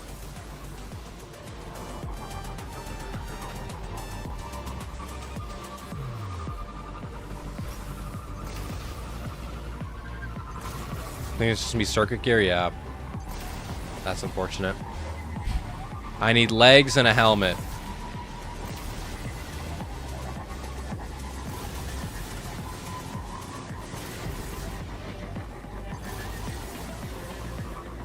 Stoke the fire, Guardian, or they'll take your lead. No!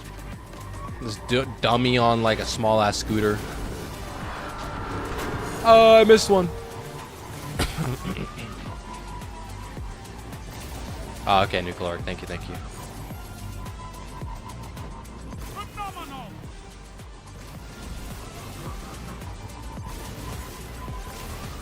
Yeah, I just need to get the armors to drop then. I need to lock in though, because at least I can get the other Triumph done where it's like, get top 3. Your opponents are gaining on you.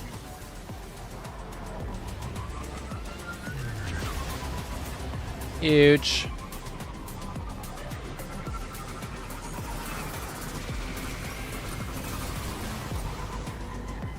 Bum ba da bum ba dum bum bum bum. Dude, SRL music is so banging. I was playing through some campaign missions last night. I streamed last night. Oh, okay. But a little bit after stream, I had like 30 minutes, so I just did like one of the campaign missions for the Triumph. And I did the final Renegades mission. And man, dude, I was playing, you know, like you have to go through with the Sparrow or whatever, and you're driving to the area where you eventually fight like the behemoths or whatever. That Sparrow ride all the way to the first like main circular area, I'm like, that would be a banging SRL map. Like, even though it is only like a straight line, right? But they throw a fuck ton of obstacles at you. So it really feels like a zigzag. So it would have been sick like if they like turned that into an SRL map. And then they made it so like you go around the loop, right? Of like the circular room that's there. And then you exit through, then you go to the finish line, which is at the exit of like where you go to escape in the final mission or whatever. That would have been sick. And that could have just been the circuit right there. Enemy doesn't respect your lead. Demand it.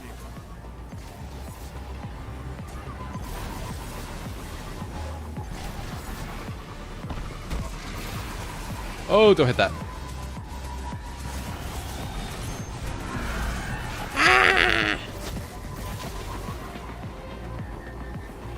Careful.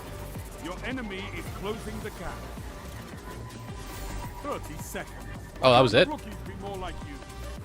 You're thinking about it in fury. Did you see if you have Nezarec Sins and Soul Siphon equipped and get multi-kills, Nezarec makes sounds? I think I saw someone quote tweet me that, or like send like at me on Twitter about that. We're talking about the Renegades mission? Yeah, the final mission. I might try that out right now, guys. I want to see if that was true. I thought it was fake. Or I thought it was just like I didn't think it was fake. Like the clip they sent to me was at a Shirochi checkpoint, and the noise that was made sounded like Shirochi. So I was like, this is Shirochi. So let me check that out. If Destiny 3 happens, do you think the third darkness subclass would be Nightmare or Eclipse? It wouldn't be Eclipse, because Eclipse isn't Paracause, isn't like lighter darkness, but it would be probably Nightmare Energy. It would either be if I were to guess, it would be Nightmare Energy.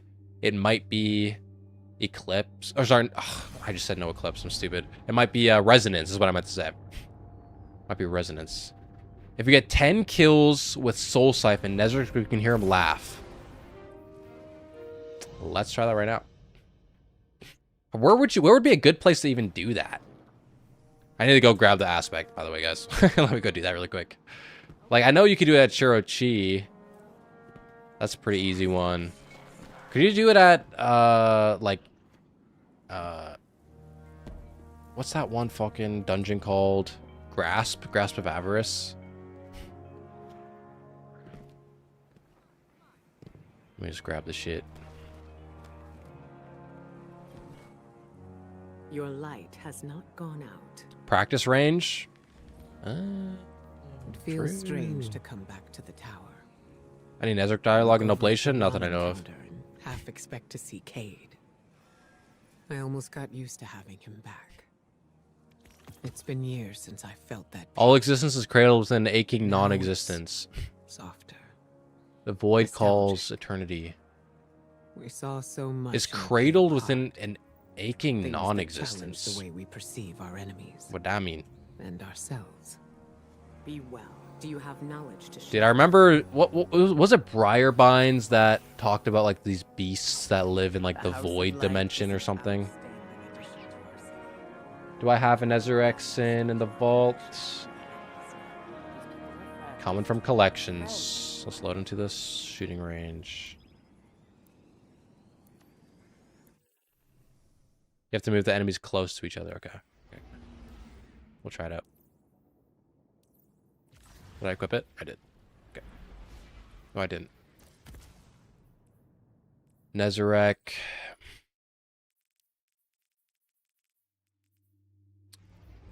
You can tell what you can tell what expansions I have and have not done on my Warlock. Where the fuck is Nezarec, dude? Am I blind? Oh, there it is. The void of space versus life-containing planets. Planets that are things which contain life surrounding an infinite void. Ah, true. And we're also going to be wearing... We're going full Nezarec LARP, guys. The problem is, all the Nezarec weapons... I guess you could do... One second, guys. 1 second. Fuck. I don't think I have any Root of Nightmares weapons in my top slot. Do I have any in my bottom? We're going full Nezarec LARP right now. I don't have the ornament or the chest piece, unfortunately.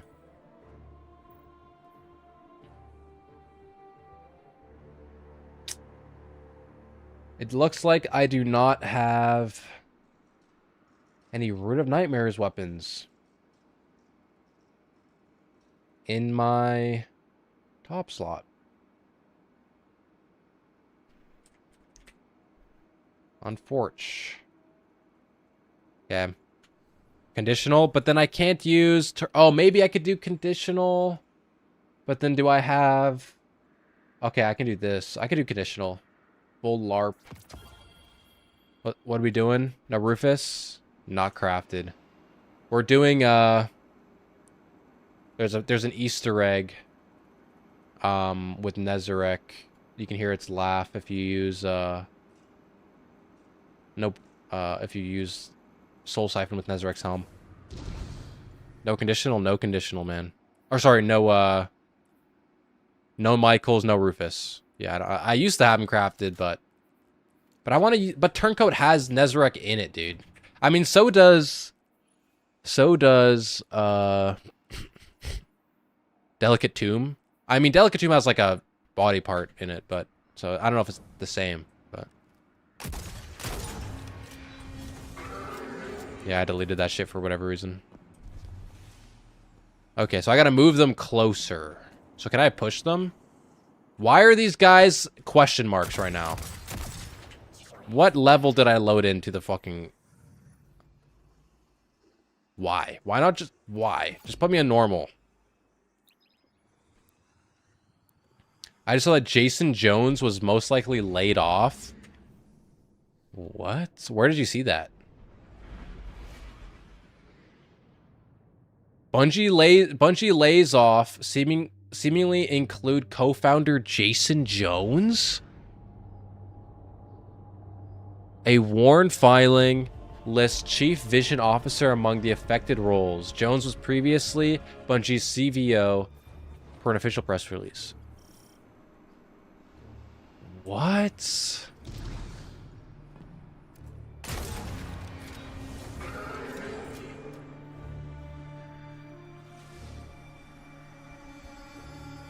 Oh, yeah, turn on enemy AI, yes.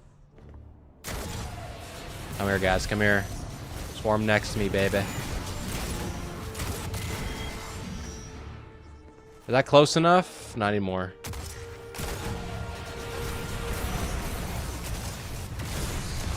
Turn off, man! Okay, that's good enough, I think. This should give me 10 kills, no? Okay, everyone listen closely.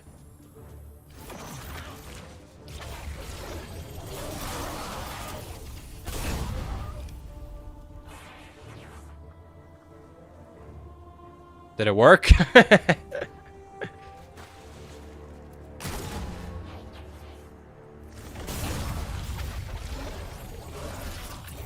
Or do I have to get them all in front of me? I guess I can't be in the middle of them. Let's restart that. No, do the full thing.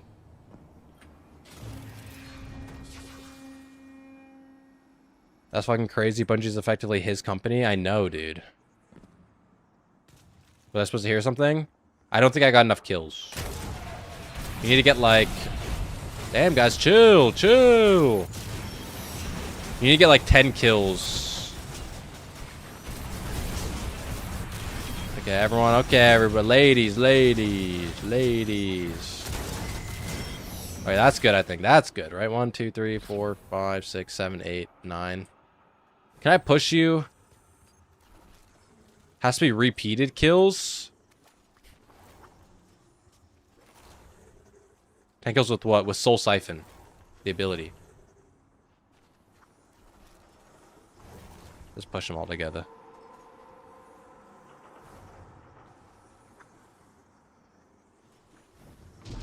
Yeah, I can do repeated kills, I guess. I can figure it out.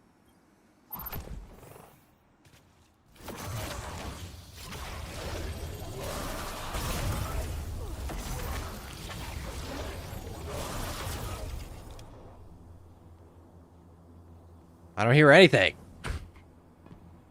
Nothing's happening.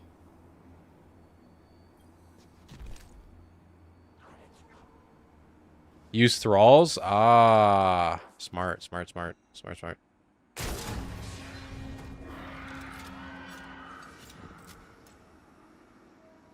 Yeah, smart one, dude. There's no thralls.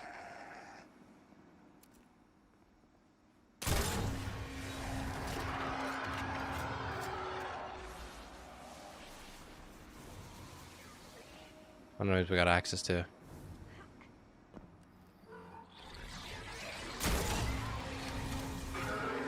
Where they killed all the enemies at once. But I just got 10 kills. Okay, maybe we gotta do Shirochi. Maybe Shirochi is like the only way we can get as many kills to get it to happen.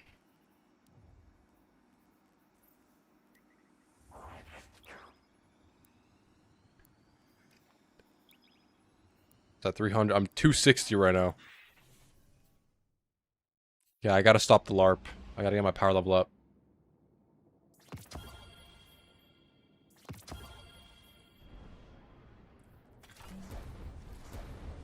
Or try dregs. Regardless, I think I just need more kills. For generations, the Dreaming City housed one of the Awoken's most closely guarded secrets. She is known as Riven. Riven of 1,000 voices. Yeah, wasn't who was the main visionary for Destiny? She has been taken. Again, it wasn't Jason Jones, and it was her another death guy, is right? your call. Wasn't his name also Jason? But I'm sure Jason Jones was also like one of the big major visionaries. That's actually straight up insane.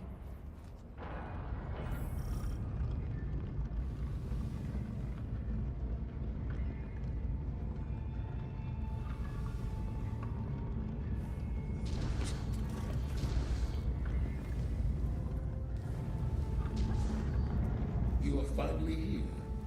Brother Slave, Spawn killer. all that strength, and you're still nothing but a retainer to the Awoken Queen. Maybe I need to turn my dialogue up too. So much more. All you need do is wish it. So I can hear it better. I would quite like to meet you. Oh. Joseph Stalin, yes. Or Staten. Joseph Stalin. No. Joseph Staten. Yeah. Loki, they fucked him up, dude. They imagine? Like, it's so crazy. You doing the Shiro wish? Yeah.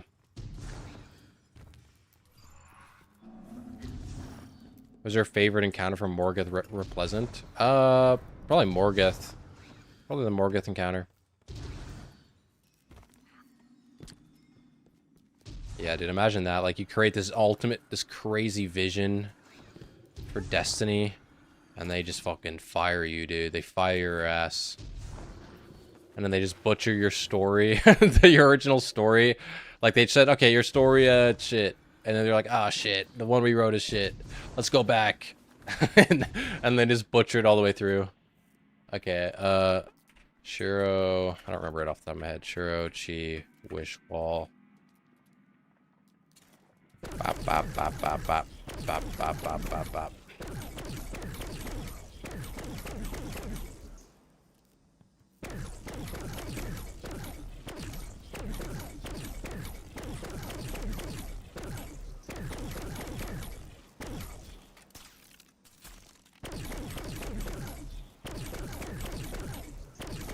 I just need to get the freaking div macro, dude.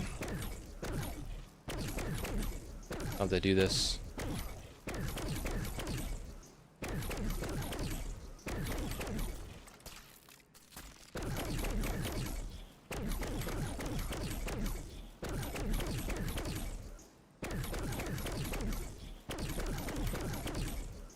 Yeah, a little bit more.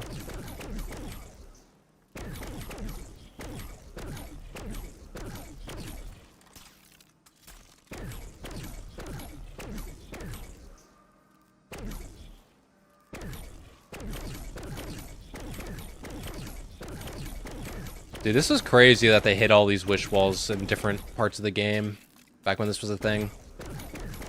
Like, I remember, like, one of them was, like, in a trailer or in, like, a cutscene or something on, like, a Titan shield.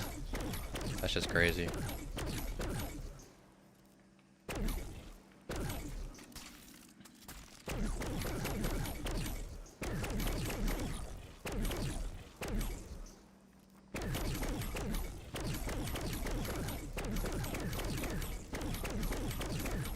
Okay, keep the 8 snakes.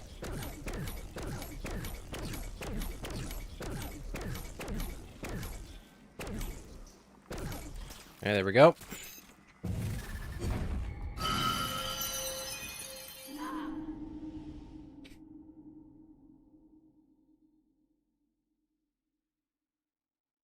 I got it to play, but I suggest tuning your volume and music turning down your music and your music and dialogue. Turning down your music and dialogue. I don't already have music like down. Obviously, I want that. So do I want and then SFX all the way up? Or is it a whole different thing?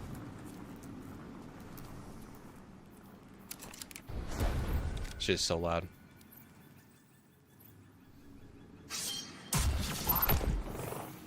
The Dorka baby. You also have it in my chest. I can almost physically feel it. Oh man. I'm sorry, Dorka baby. This whole situation sucks. When does Herman hold shit? This is so loud. I hope soon, man. I hope so soon.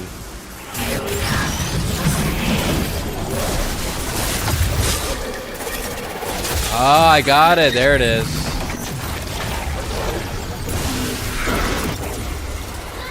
Do you guys hear it?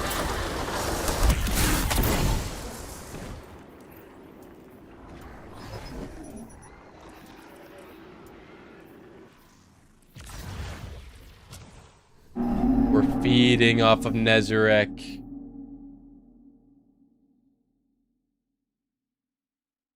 He said something else at the end?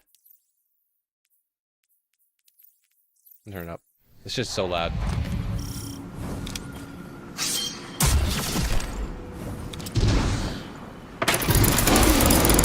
I'm going deaf.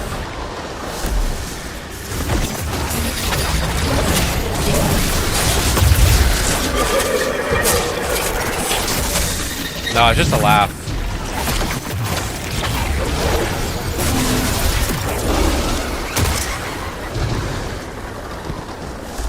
Yeah, let's turn this down.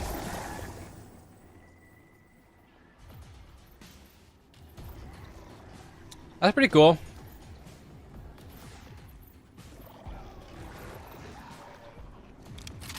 Oh, might have been Chero? Yeah, maybe. That's pretty cool, man. I'm curious why they keep him around as an exec since he fucked up on so many things. Dude, it's failing upwards. That's how the corporate world works. To be honest, would you date Nezarek, the final god of pain?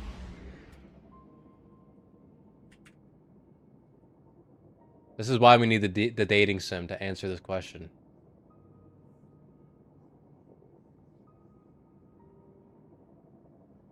Would we date this? Oh, fuck. Would we date this guy? Or...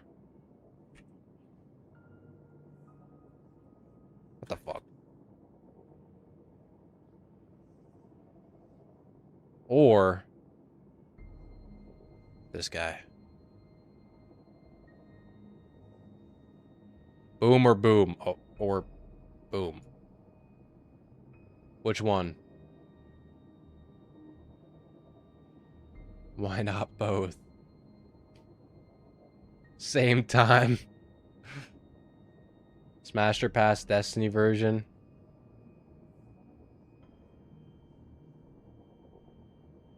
Saw the tweet talking about this Nezzy interaction and rushed to see if you were made aware. Yep, I just did it. Just did it.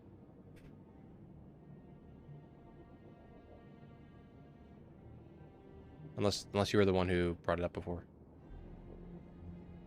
Nez would be a sadist. Would he be a sadist or would he like receiving the pain? You know? Don't forget Callus. Oh, let me pull him up.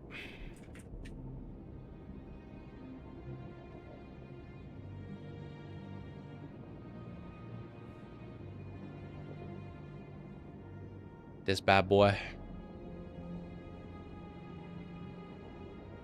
Or, he looks better in his OG form. He doesn't look as good in the, a disciple form, you know?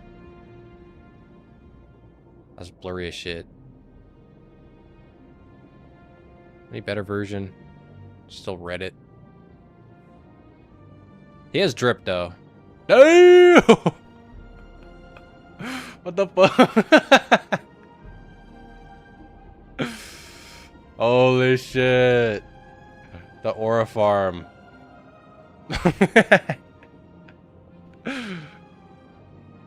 So here's what would be happening. Nezarek, you know, he gets tithes of pain, right? So he receives pain through tithes. So like he would be getting the pain, and then Rolk would be dishing out the pain, right? Like it would be like Rolk would be in stilettos, and then he'd just be kicking the shit out of Nezarek. And then you know where Callus would be? Callus is in the corner, baby. Callus is right there in the corner watching it happen.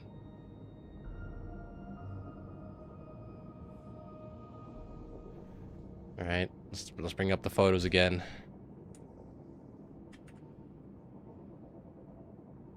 Bring it up one more time. Open. What the fuck? Destinypedia, do something! Thank you. Okay. And then Rolk. Okay, let's bring it up again. Just to get the picture, guys. Just to get the picture. Nezarek, final god of pain. He likes receiving pain. You know, you would think he's a sadist, but he's got a masochistic side, right? We tie to him with pain and suffering. He likes getting it, you know. Well, Rolk over here. Listen. From where? Yeah, Dan, thank you for the follow. Rolk, the first disciple, subjugator of the worms. Listen, he puts you in your place, man. Walking around stilettos, tight-fitting leather clothing. He ain't taking no funny business. And we got Rolk, and so Nezarek is gonna be. I mean, we know Nezarek has a bit of a dumpy.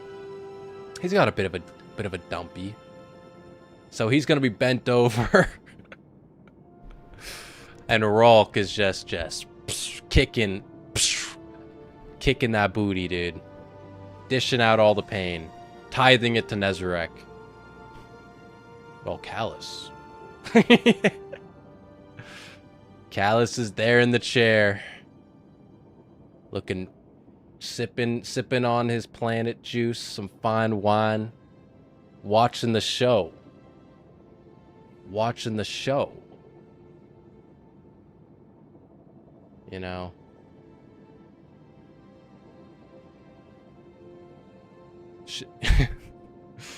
Rolk will be showing that shape it ain't final, you know?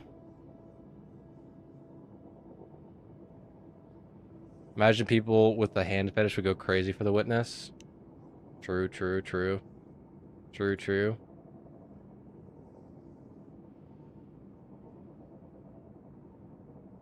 many hands. Give it about 3 months before someone releases a video calculating which Destiny character would produce the most breast milk. Dude, it's the Subjugators. Come on now. Subjugator Rule 34.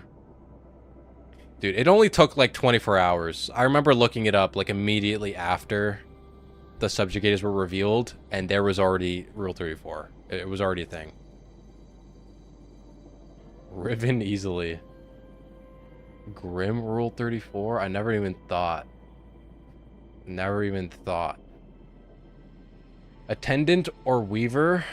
Subjugator? Probably the Weaver one, man. Have you seen its shoulders? Its broad shoulders. Dude, you guys know the,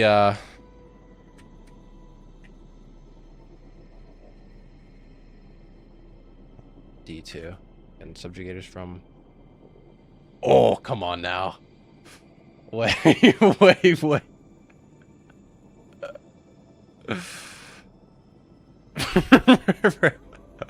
You telling me these guys aren't producing? You telling me they ain't leaking from the faucets? Come on now. You don't see it? Pure aura. They're baddies, man. They're baddies.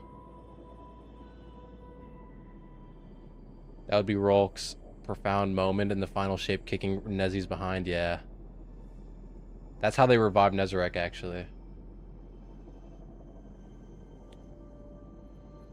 What other images are there of subjugators?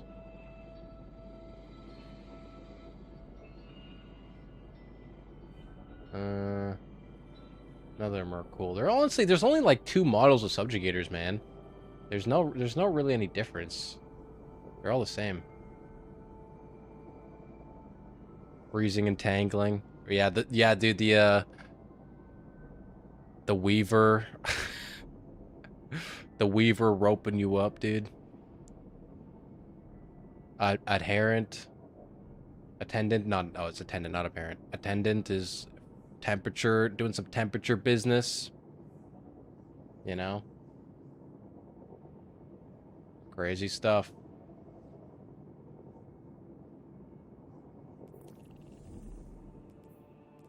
Crazy stuff.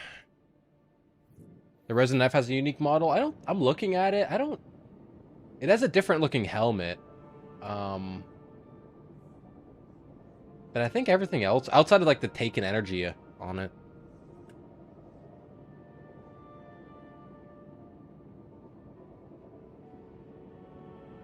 It looks the same as the normal stasis subjugator, just a different helmet with taken energy. Yeah, it's the same. Just looks like the same. I fear attendant can get that. True. You need to edit this video into it converts into a video. I was thinking I might clip it, make it a clip. That's why I reset the whole conversation about portraying the Rolk and Nezarec. I'm like, wait, this could be funny. Content, let's reset this. Am I still my Warlock? Yeah. That's cool though, the whole Nezarec Easter egg, that's cool. Usually, dude, they only do Nezarec Easter eggs if they have Nezarec stuff planned. That's the only time they do it. And we know they have Nezarec, they had stuff planned. So it sucks that nothing's gonna happen.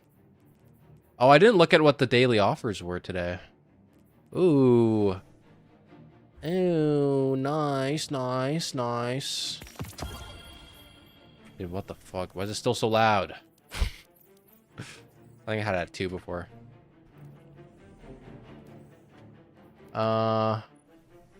Hazardous. Oh, wait, this is kind of good.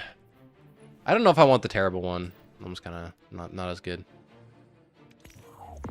Steamy Bara. What?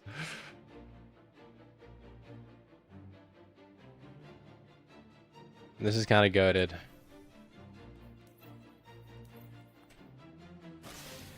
Okay, let me check the other characters.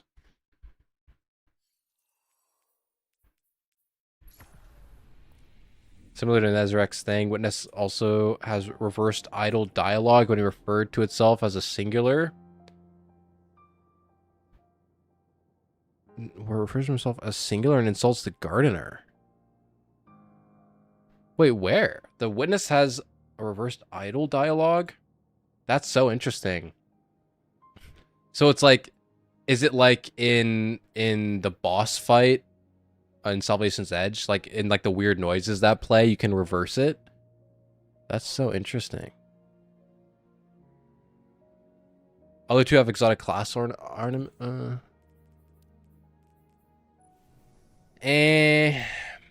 Maybe the hunter one.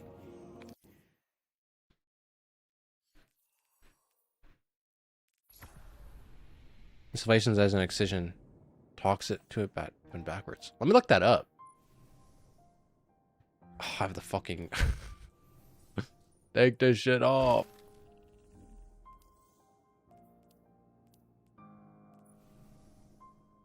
I do like this though. Let me get it. Let me get that one. All of my bright dust is disappearing, guys. I'm gonna be broke on bright dust. Okay, let me look up the that witness thing. I don't know if I ever heard that. The witness reversed idle dialogue Destiny 2.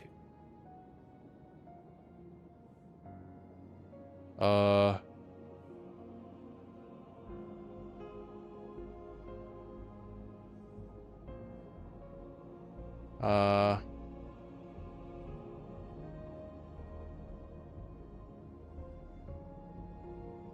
witness insulting the gardener. I can't find it on YouTube.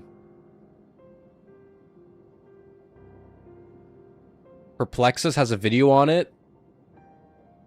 Okay, let me look it up. Reverse combat lines. Okay. Perplexus. Copy that. Perplexus reversed Butch. Reverse combat lines.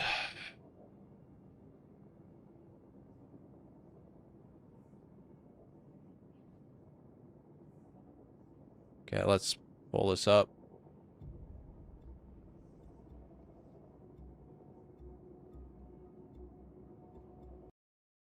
So apparently this is old stuff. I didn't even know about this from a year ago, but it's probably from back in Final Shape. Some different witness lines. Dude, this concept art of the witness is so good.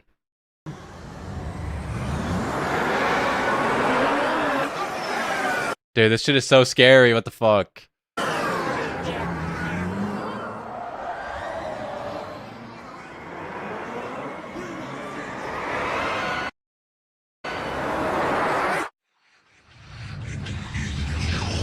Yo, this is so scary. Yeah.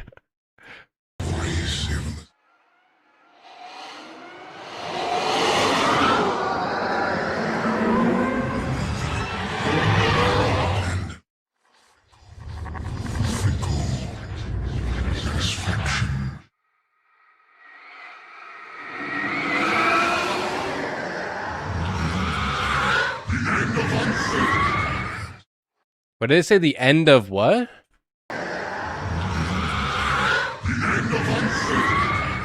The end of uncertainty? Is that what he said?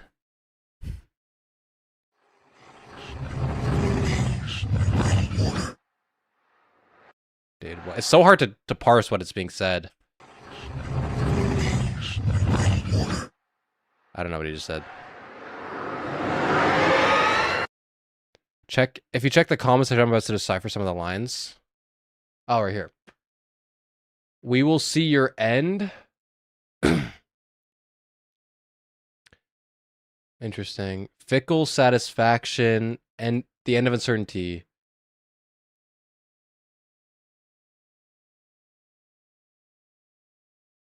Okay, wait. I don't want to spoil myself, maybe. Link video. If you want to watch it.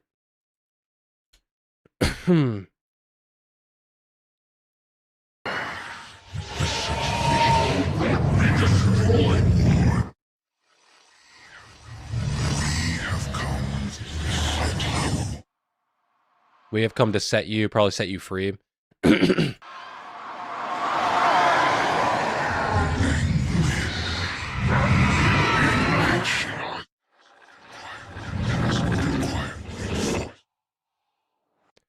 Damn. So it looks like going through the Warren document, layoff report, Allison was not laid off. Tyson Green was. Same with Jason Jones. They also laid off a few people from the team working on Codename Goliath. Interesting. From the team working on Codename Goliath. So they didn't. So not everyone working on Codename Goliath was laid off. That's okay. Tyson Green. Well, that kind of sucks, I guess. Allison not being laid off though is a dub. I mean, like, obviously I don't want to be like, oh, it's a dub Allison stayed, but no one, you know, but like I wish everyone stayed, but like it's good that that Allison is not gone. It only looked like 3 to 4 people. Goliath sounds like it has big things coming. That's kind of what it makes me think of, like Codename Goliath. That makes me think, you know how there was like Codename Payback, which was a Destiny project and they were like, oh, it's meant to be payback. Like, we're going to pay back the Destiny community with this game or whatever. Like, payback for all the times we failed, you know? Oh, my frames are dropping, guys. Are we good? Are we good? It was a minor blip. I think we're chill. I think we're chill now. I think we're chill. We're chilling. So calling it Goliath makes it sound like a big thing. Allison stayed. Seems like it. Like if Ashley is correct with the Warden document, then Allison is still around.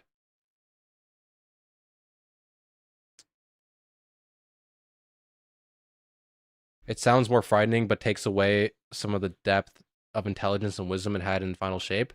Well, I feel like the Witness was always like this angry figure.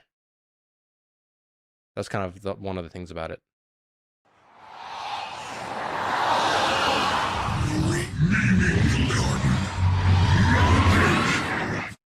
Oh yeah,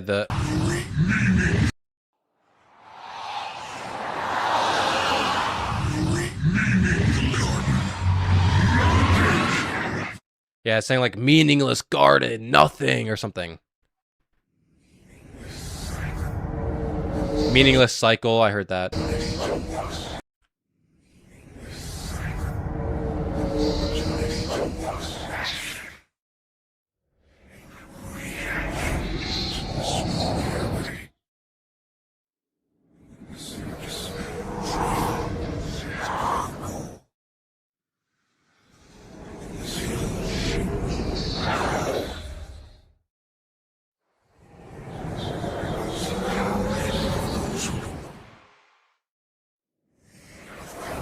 I don't even know what's being said, I'll be honest.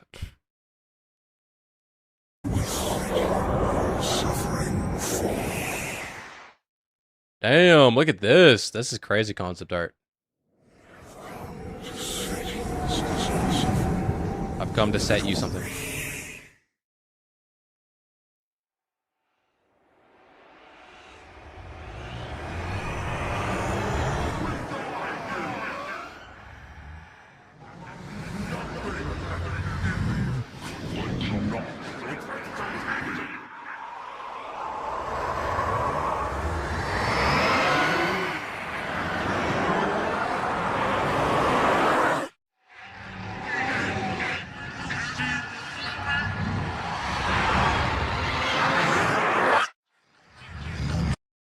Oh, do some devil's advocacy for the Witness, dude. I don't know what you want me to say, man. Like, yeah, the Witness. It was driven by tragedy because it kept seeing destruction when it tried to build a peaceful world, and it hated it. And the gardener was doing nothing, and that's why they did what they did. I don't know. Like, I don't know what you can really say to do devil advocacy. It's a pretty stupid, you know. Is DMG still there? I don't think he got laid off, but other comms managers did. Allison gave me so much hope and hype every time she was on live streams. Yeah, dude, she was so fun, like on the live streams. So I'm glad she's staying.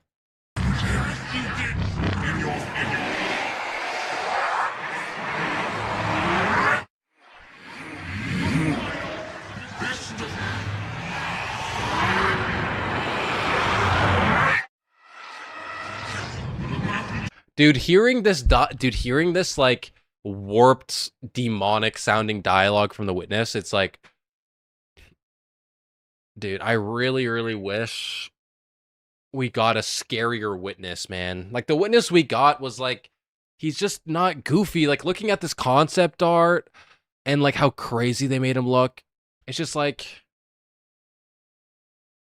he was not scary enough. Like, he should have been fucking terrifying. Terrifying. DMG's in the hospital. Yeah, I did see that. He had, like, with norovirus, yeah. Yeah, it's all layered with a bunch of weird stuff. But I want to get through all of it because some of it sounds really cool.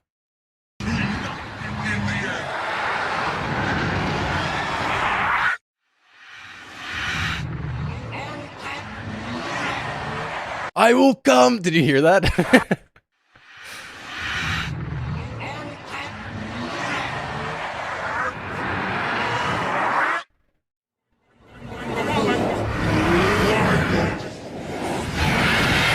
This is like the ghost boxes, dude. You know the ghost boxes from Ghost Hunters where they're trying to find like any word that they can recognize through the static? That's what this is like.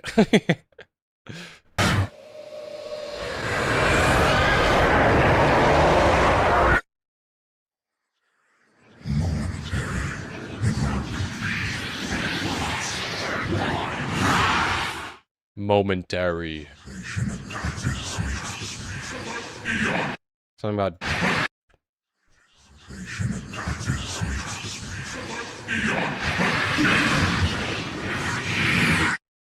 Something about darkness. Give it to us!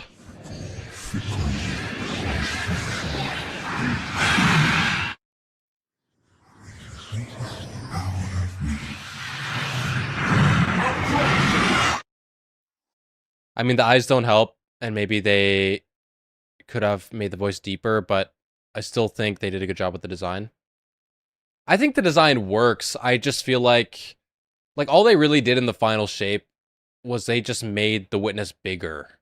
And I wish, like, when you look at all the cutscenes, or all these concept arts of, like, this massive dragon entity, that is, like, you know what I mean? It's just like, okay, that would have been so much better than just a bigger witness. You know what I mean?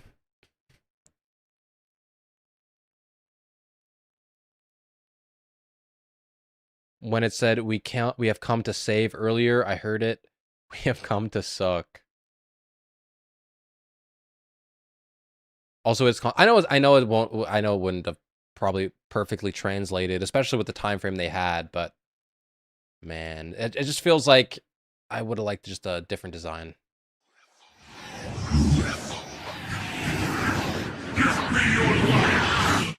Give me your light! Okay, that's a pretty easy one.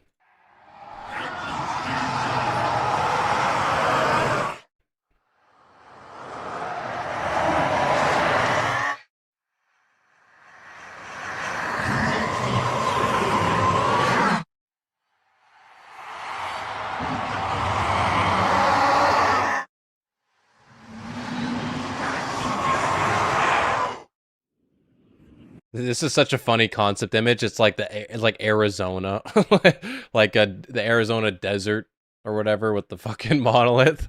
That's so funny.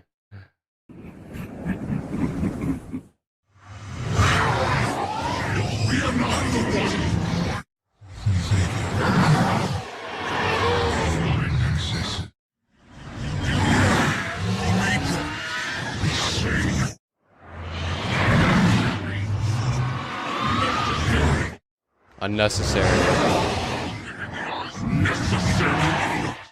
Now that one seemed to say necessary. I don't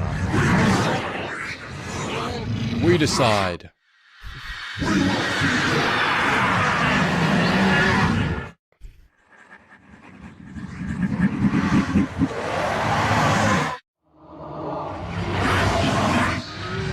Let's see through New Mexico.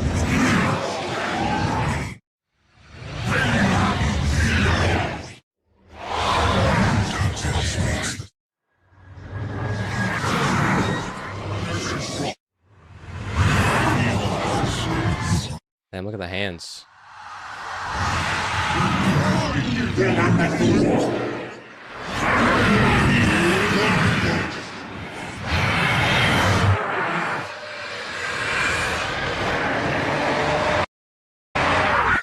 That's crazy.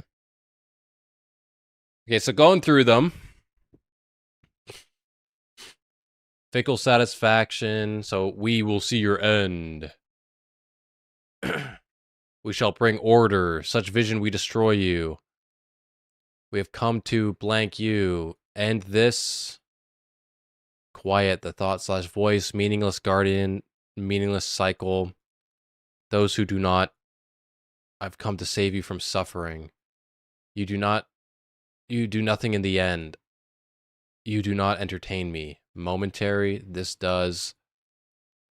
You do nothing in the end. I come. Why won't you? Momentary, do not leave. You must tread my path. The end is for eons. Give it to us. You revel in ignorance. We give you your light. Give me your light. Can't you see? You will collapse. We are not the one you want. Save you, excess. Save you, necessary. We will see your end. End this. Why won't you? I love the idea of the witness's final form being a serpent gives off extreme revelation vibes. Yeah, me too, man. That's like my favorite thing. This is what I could hear from the dialogue. It's interesting that the witness seems to go back and forth between referring to itself as plural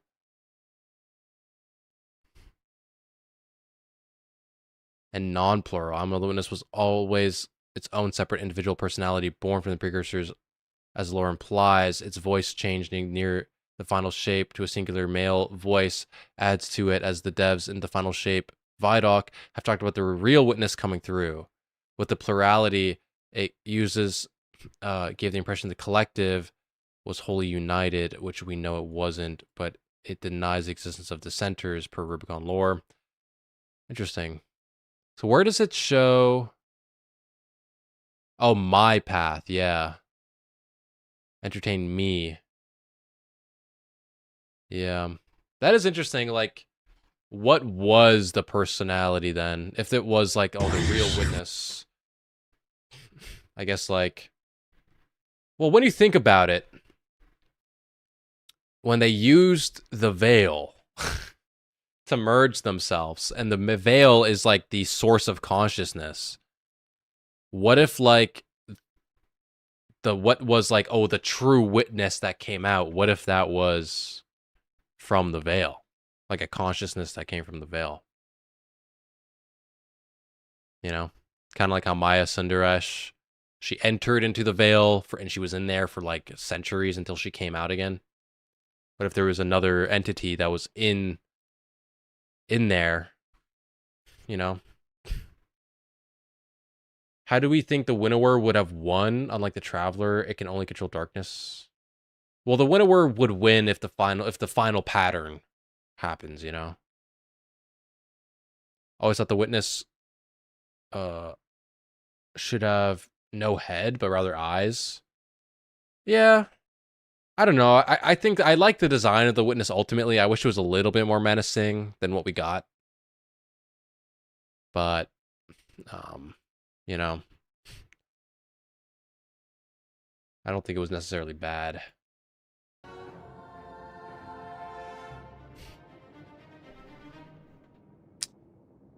Yeah, man. I don't know. The Witness is such a cool character. The Traveler's the game piece for the Gardener, right? Yes and no. I've used the example. I've used the example that the Traveler. I've used like it's kind of similar to Trinitarianism. That's my best. It's not exactly one-to-one with that with Trinitarianism, but it's the closest I can like get to try and explain it. Where the Traveler is the Gardener, right? But it's also distinct. Like it's both the Gardener and a tool of the Gardener at the same time. You know what I mean? It's like they're one in essence, but distinct in their form, their shape, their actions, you know. So kind of, I don't know.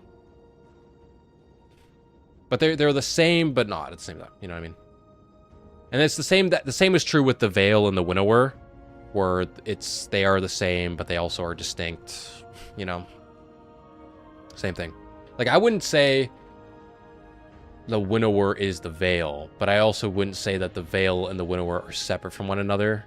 So there's distinction, but there's also unity at the same time. Is the Traveler like Earth is to 3? Honestly, I don't know. I don't know how to really explain that. I don't know if I would. I don't know. Honestly, I don't know. I don't know the answer to that, to be honest. I never thought of it like that. But I don't know.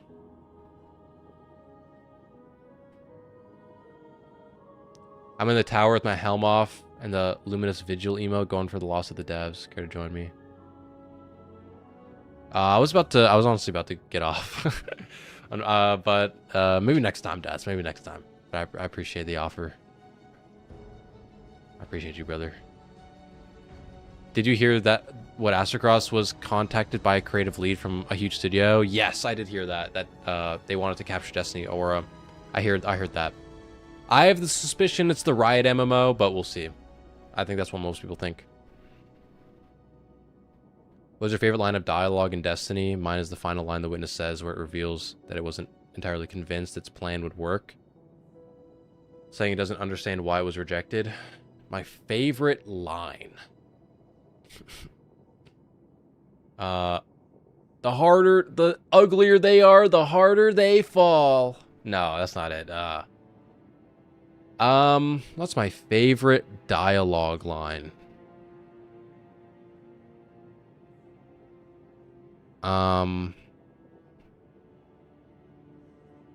Get your rock off my map. I don't even know. I can't even think of some. I also thought it was I also thought of the Riot MMO, but I think it could be Division 3. It could be Division 3. The thing is that Astrocross said, like, they have a lot of money. Like, he emphasized how big and massive the studio was. And, like, that they have a lot of money. And Ubisoft has not been doing well, so I wouldn't say they got a lot of money. A lot of witness stuff, dialogue slaps. Yeah, it really does. The thing is, I don't know, like, the Winnower stuff we got, like, I liked it. I wouldn't say that there was anything really in there that I was like, oh, this line slaps. You know what I mean? You know, I like a lot of the written Winnower stuff. Compared to the voiced one was good, but I felt like it didn't capture the essence of the Winnower as much in terms of just like the dialogue choices. Like, I don't know, like, would the Winnower say chum? I feel like he would be like pal. He'd be more like a pal guy. My pal, my boy. Chum? I don't know, man. Fenchurch is in today. That's my favorite one. Oh. That just happened. Oh. Nothing happened. The universe makes us all victim. Dude, I love that line. Yeah, the victim makes us all... the universe makes us all victim and perpetrator in its infinite cruelty. You, more than any, suffer both fates. Be free. That's a goated line. That is probably one of my favorites. But I love it because he goes like this. The universe makes us all victim. Like, he holds the M. So, it's pretty funny. Victim and perpetrator. Oh no, we're dropping frames, guys. What the fuck? I'm about to crash out. I'm about to crash out on my internet. I can't believe he's doing this.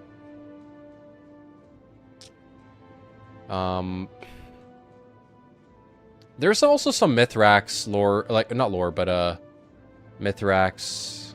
I still have the display capture on. There's some Mithrax lore tab or voice lines that are really good. I feel like he took a lot of Lodi's mannerisms by taking him over. Yeah, I think a little bit too. Yeah, that's kind of what it felt like.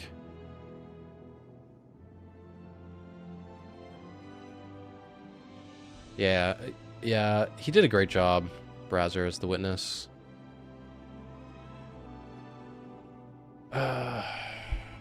Man, like, looking back on Destiny, I really wish we had more time with the witness. Like, we got introduced, like, the witness existed in Shadowkeep and in Beyond Light. We just didn't know it yet. But, like, it just spoke to us through our ghosts. It offered us stuff. It didn't really feel like anything until, like, we got the reveal in Witch Queen. And it's like, okay, the witness is here. We know about the witness. This is the big bad. This is the Thanos level threat, you know? And then Lightfall just didn't tell us anything. Like, Lightfall should have been when we really learned who the witness was and what it wanted. Like, that should have been when we really learned who the witness was. Right? And then when we get into the final shape, we already kind of know what the witness is. We know what its goal is. Like, I think one of the problems with the final shape was that it had to explain both the witness and the final shape and everything in the same expansion we'd kill it. Like, it didn't really do that in Lightfall. Lightfall should have been the witness expansion. The final shape should have been the gardener expansion. Yeah, I feel like I agree with that. I just don't think we should have killed the witness in Lightfall. I think it still should have been in the final shape. It should have just been like, this is where we learn about who the witness is in the final in Lightfall. And then when we get into the Traveler, we already know what the witness is, so we don't need as much exposition and as much explanation. So we can learn more about the Traveler and the Gardener and the nature of light and darkness and the Winnower, right? Like the more cosmic, bigger entities, rather than having half of it devoted, or like basically 80% of it devoted to explaining the witness in the final shape.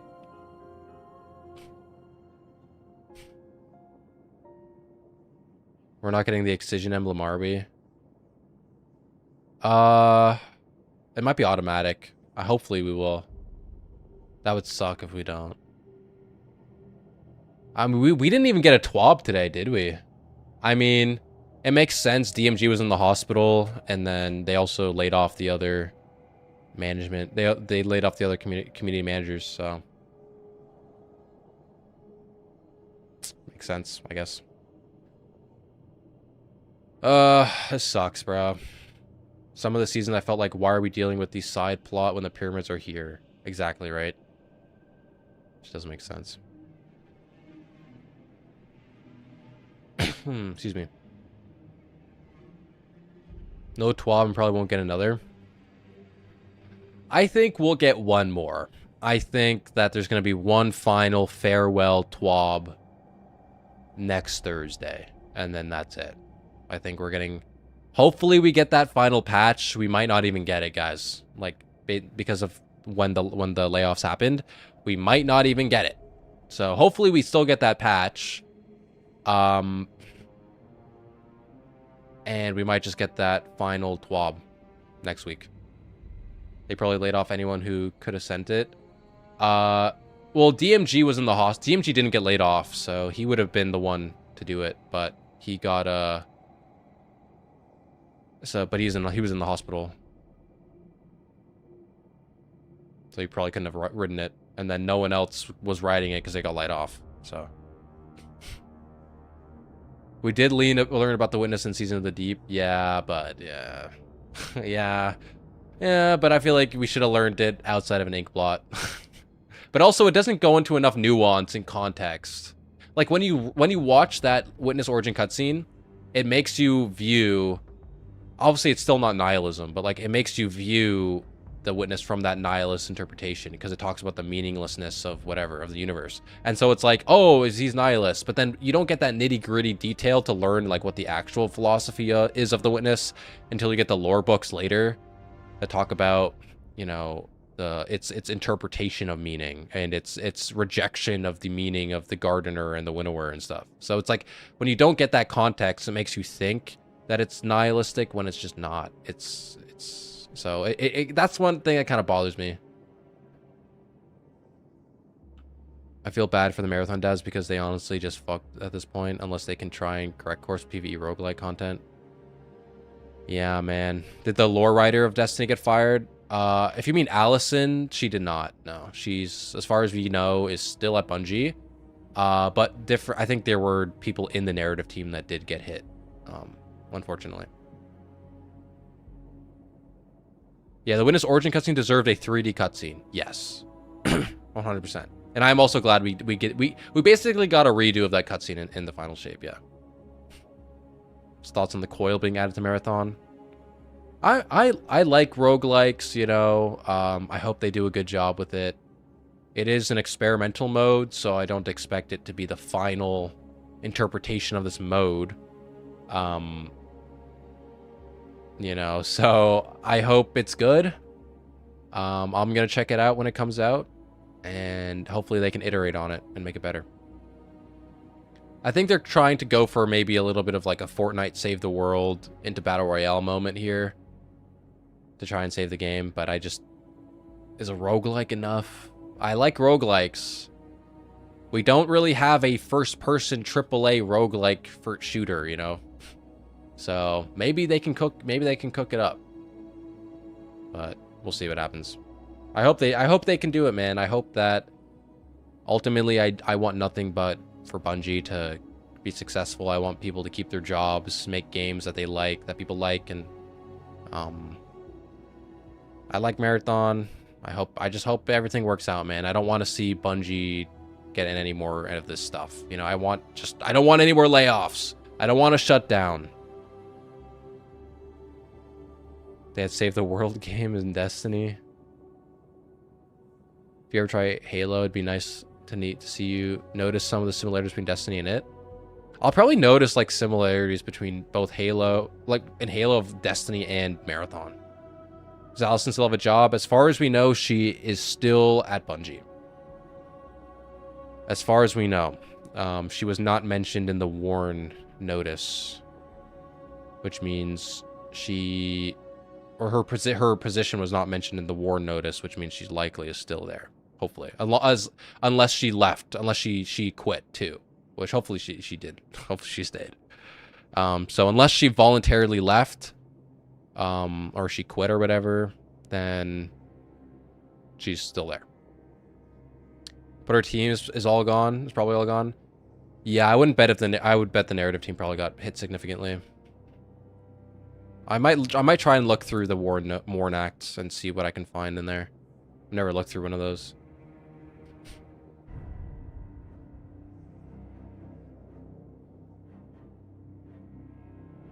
Do you think there are going to be more Cryo Archive raids in Marathon? Not when you lay off the entire Raid and Dungeons team.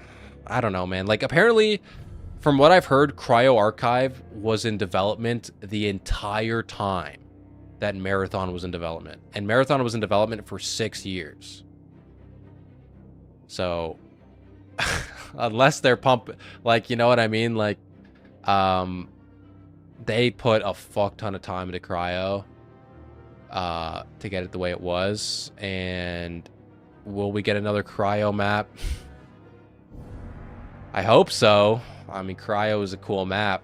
But will it be as... I don't know, man. With the Raid and Dungeon... Like, if they transferred the Raid and Dungeon team onto Marathon, then I would say yes. Because they're not there anymore.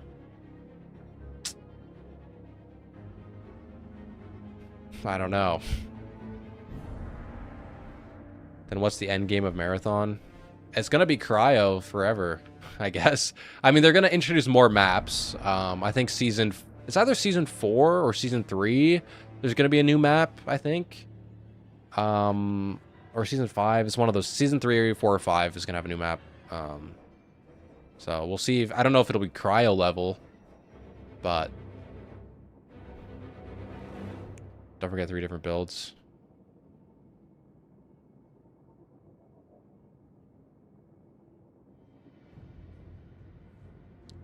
Was it the entire team? As far as I know, not everybody at the Raid and Dungeon team got laid off. It was a significant portion, but not everybody. You're free. I finished the SRL triumphs. That's what I was doing, man. It takes so long. I don't have any title equip. What the? Like, I need to get those done, but I'm gonna do that probably tomorrow.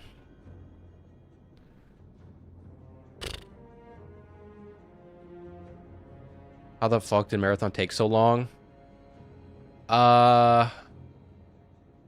Well, like what Boshek is saying on Twitch chat, it took 3, it was, I don't know if it was 3 builds. At the very least, there were 2 different visions for the game.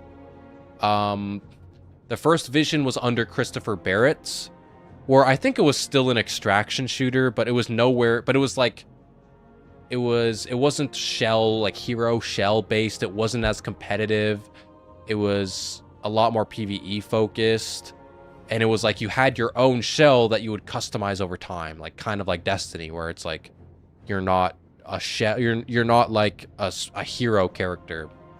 But then Christopher Barrett had to play Truth or Dare and do some work and allegedly do some workplace harassment. And, you know, so he got fired.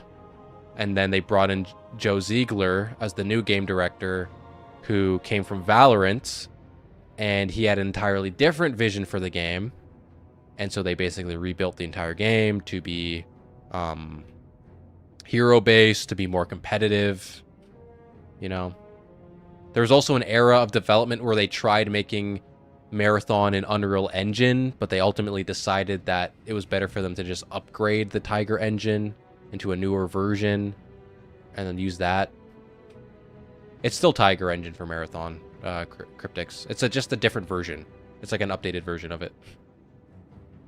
Like if just I don't know what the versions that Bungie's working with, but just as a hypothetical, like if the Destiny 2 engine is Tiger engine 2, then Marathon's engine would be like Tiger engine 3. You know what I mean?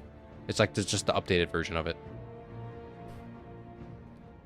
They said the latest addition this season was a vestige of Christopher Barrett's vision, less PvP stuff. The latest addition. What do you mean? Like the sponsored survival? Or do you mean the roguelike that they're adding in July? The second, according from what I have heard from sources, the second time before it became an extraction shooter in closed testing, it was not well received, but I don't know what that version was. They could have updated Destiny to the top Marathon Tiger engine. Sponsored survival was a Christopher Barrett vision. Okay, well that shit was ass then. If that's true, that shit was dog shit. She was dog shit. Dude, Nightmarsh sponsored survival was so fucking boring. Like genuinely, like it was so boring. Like it would have been fine if there were just more enemies. There was just nobody. There was no rooks. There was no UESC anywhere. It was so boring. Sony has to see the potential of Destiny. I mean, at 400 employees, what even is Bungie anymore? Bungie hasn't been at 400 employees since fucking like probably the early Halo days, even before then. Like even in when Destiny 1 was happening, like they were at like 800. Snooze fest of a game. I mean, I like Marathon's normal mode. I just grew tired of the extraction loop. But sponsored survival was just fucking, it was boring. Single-handedly crippled the entire game economy on top of shitty connection problems in Season 2 launch.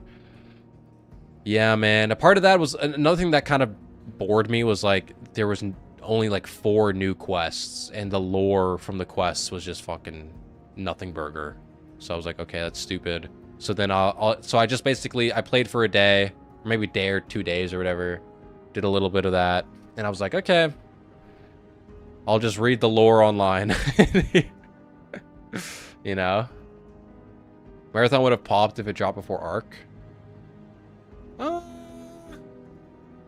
Maybe. I don't know, though. Arc was just... The thing about Arc is, like, it was just such a fun... It was... I don't even know. Arc's explosion was just unheard of, man. It was literally like... You know when Helldivers first blew up? It had that explosive success back when it first came out because of word of mouth. Arc Raiders had that same level of explosive success.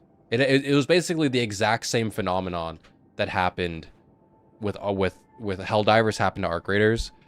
So I don't even know if like you could be like, oh, like I don't know if you could even predict that. Like, could you even beat that phenomenon if Marathon came out first? You know. Yeah, there being no new contracts really was a letdown. Yeah, I don't know. I don't want to hate on Marathon because like I do ultimately, like I said in my video about it, about the PvE mode, I ultimately like I really want to like Marathon. I love everything about it except the extraction loop. Like it was the meta and the extraction loop that I grew tired of, and I was like, I want to love everything. I want to like the game. I love everything about the game other than those two things. And so it just sucks. Like, I really, you know, so maybe the PvE mode can really do something for me.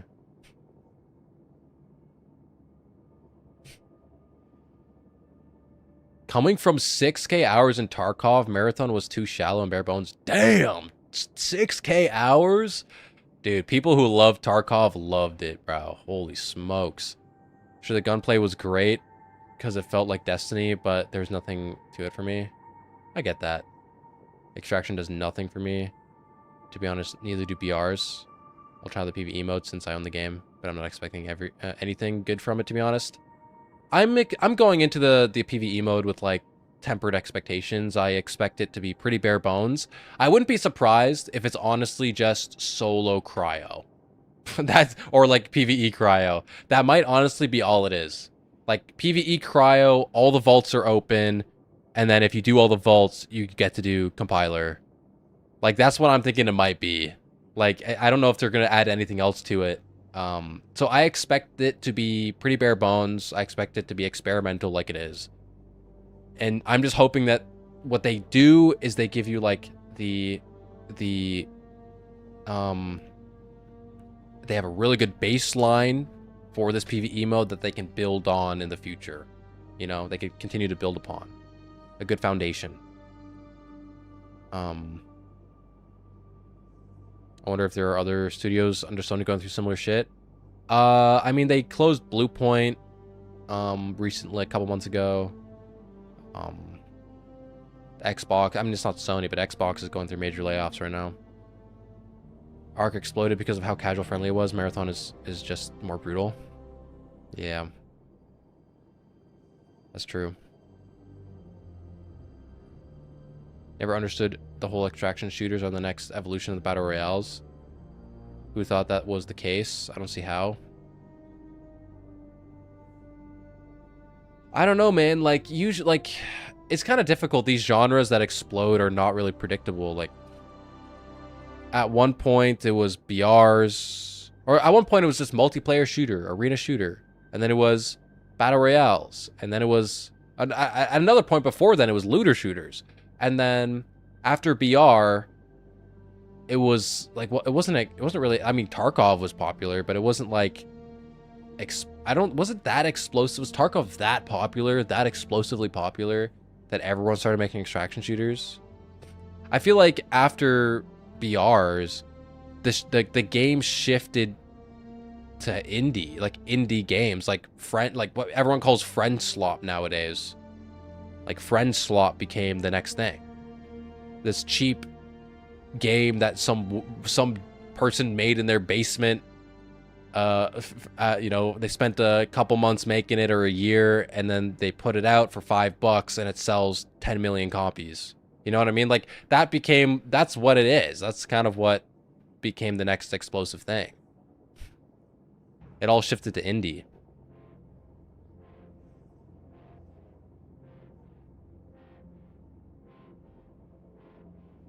AAA studios do have an impossible task of predicting what people will like in 3 to 7 years. Exactly, right. Yeah, they must have been like, okay, what do we make after the BRs? Oh, well, people like this Tarkov game. Let's make it. Let's make our own. And then 7 years later, no one likes this shit. Video time, perhaps. How long is it? How long? Let me look.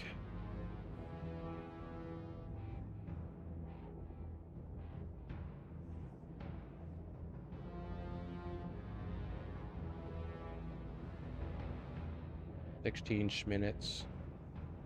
Oh, damn, we got voice acting and stuff? Oh, hell yeah.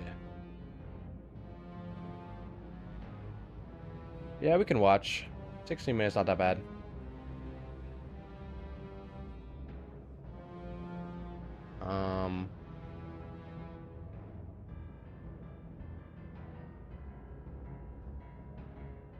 Why the winner is not neutral. Yeah, this is a video from Ultra Risen in the chat about the Winnower, how the Winnower is not neutral. We were having discussions yesterday about the Winnower stuff, and yeah, get a video for it. So let's take a look. See you later, Har. We're gonna quickly watch it. We're gonna watch this video, and then we're gonna go. I might also go to bed. So we'll watch through this first though.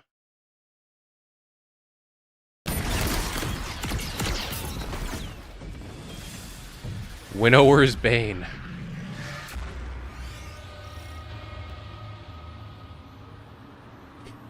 You guys can hear this, right? Yeah, I can.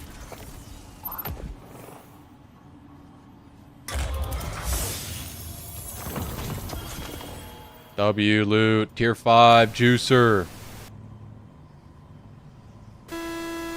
Oh, what the hell? Oh shit. Pick up the knife. Oh hell yeah. Oh yeah. Bow, bow, bow, bow, bow, bow, bow, bow, bow. Majestic.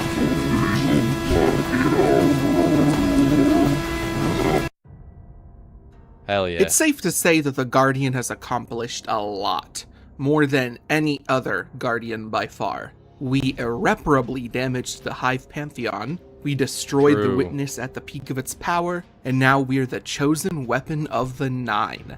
Now, would you believe me if I told you that, throughout all of this, someone has been observing our actions? Someone whose logic is Altruism with the the premonition. Foundation of the actions of our enemies? I am, of course, talking about the Winnower, the avatar of darkness within the Destiny universe. Nowadays, it's a very common take to assume that he is more of a neutral, observant entity. He says it himself, after all. In his own words, caricatures of villainy are out of style, I hear. Incorrect. To put it bluntly, I believe he is lying to our faces. That's interesting. Yeah, because there's the whole, what was that from? Was it from the anthology lore book where it talked about the Winnower was I think he's just the question, right? Like he's the question, and it's up to the people who follow him to find the answer. You know, like this idea that he's just neutral, he doesn't get involved. But now, I guess now with this reveal that we have, and with what we learned from the seer shell, it's like, no man, this guy's involved, bro. He's not neutral. He wants that final shape.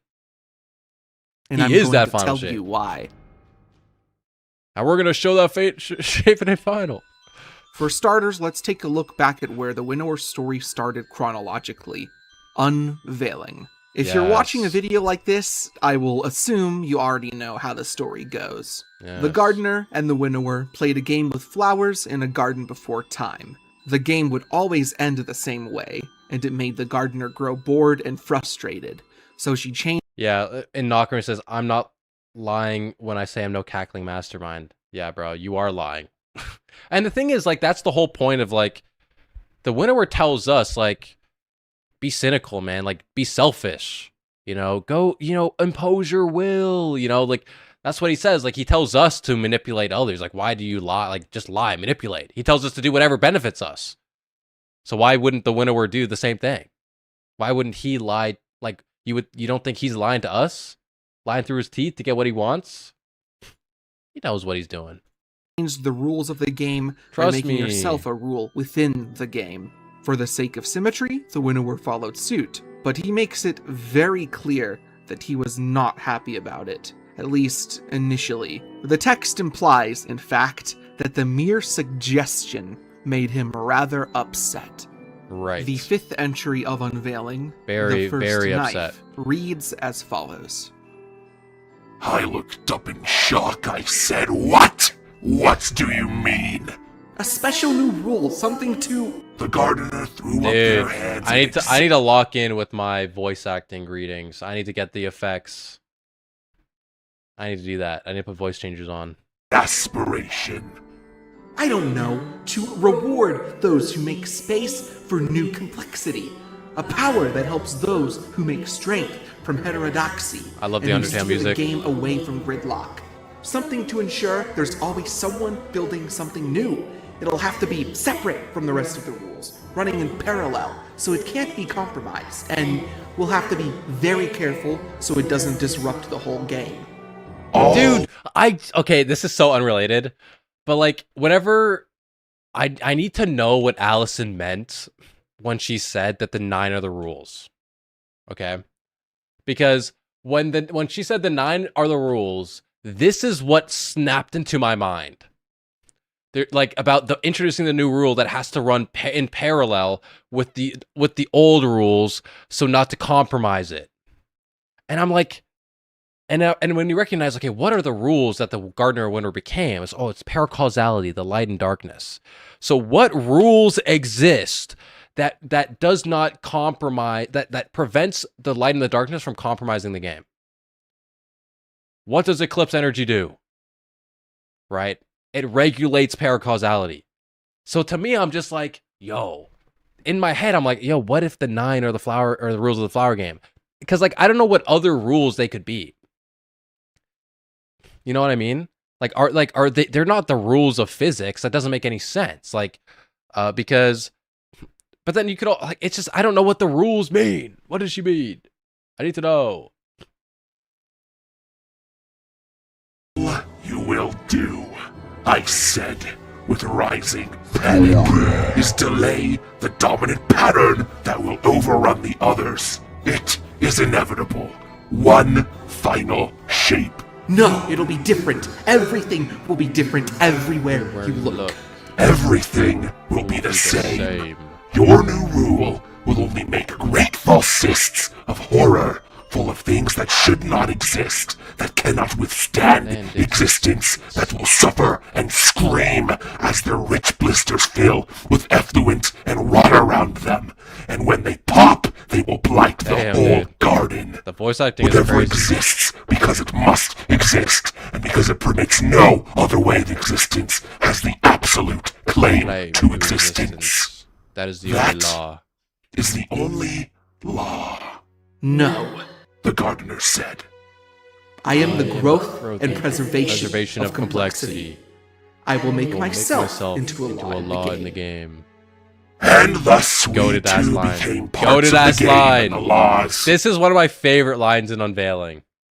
This is one of my favorites. When the Gardener's just like, no. I am the growth and the preservation of complexity. I will make myself into a law in the game. And then it's also like so crazy because in like, I think it's T equals 0 when it talks about, it might be the wager. I don't remember. I think it's the wager where it talks about how, you know, the Gardener and the Winter the Gardener and the Winnower can only be what they are, right? The Gardener is growth and preservation. It is complexity. And the Winnower is simplicity. It is reduction. It is a knife that winnows into a final shape. They can only be what they are. They're ontological properties, you know.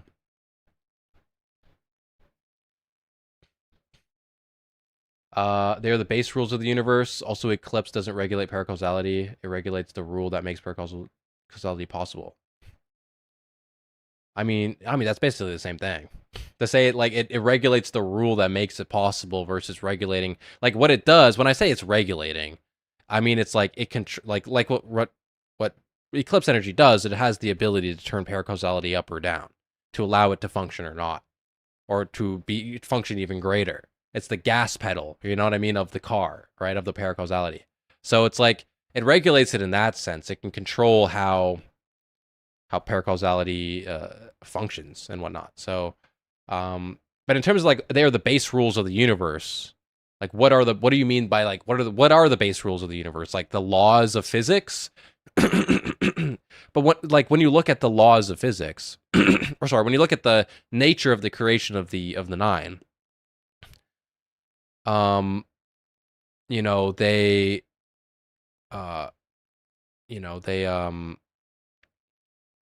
aren't eternal, right? They have a creative event. They came into existence when, you know, the gravity wells of the solar system formed and dark matter dust started to spiral with the cognition of life in the solar system, right? Like they had a beginning. They aren't timeless or eternal.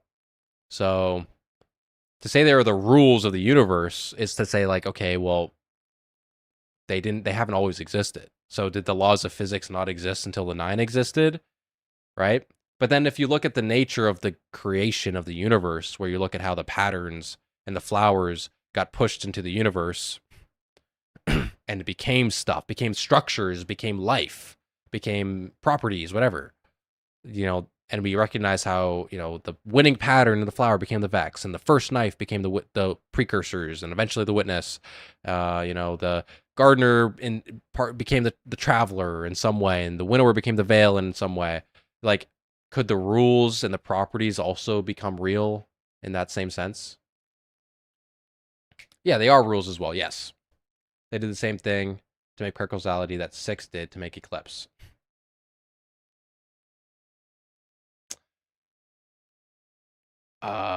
What do you mean? Like, Eclipse isn't only something that 6 has access to. Eclipse energy is just something that the 9 have. Like, what do you mean about, like, the Nightfall Station? From my understanding, that was, like, just a gift that 6 gave to Bale. That allowed Bale to weaponize Eclipse energy.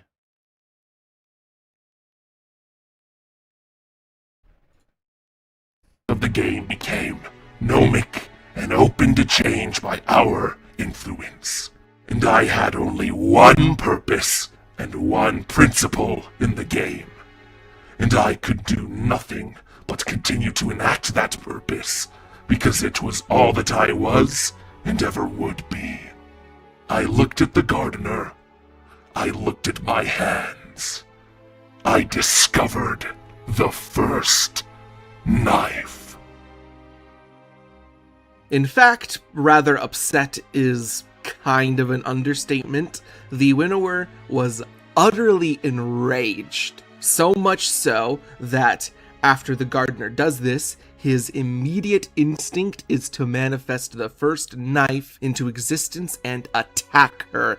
And to clear this up before we go further, while the witness calls itself the first knife, I don't believe that it was the literal first knife. Okay. Is Allison still at Bungie? As far as we know, she's still at Bungie.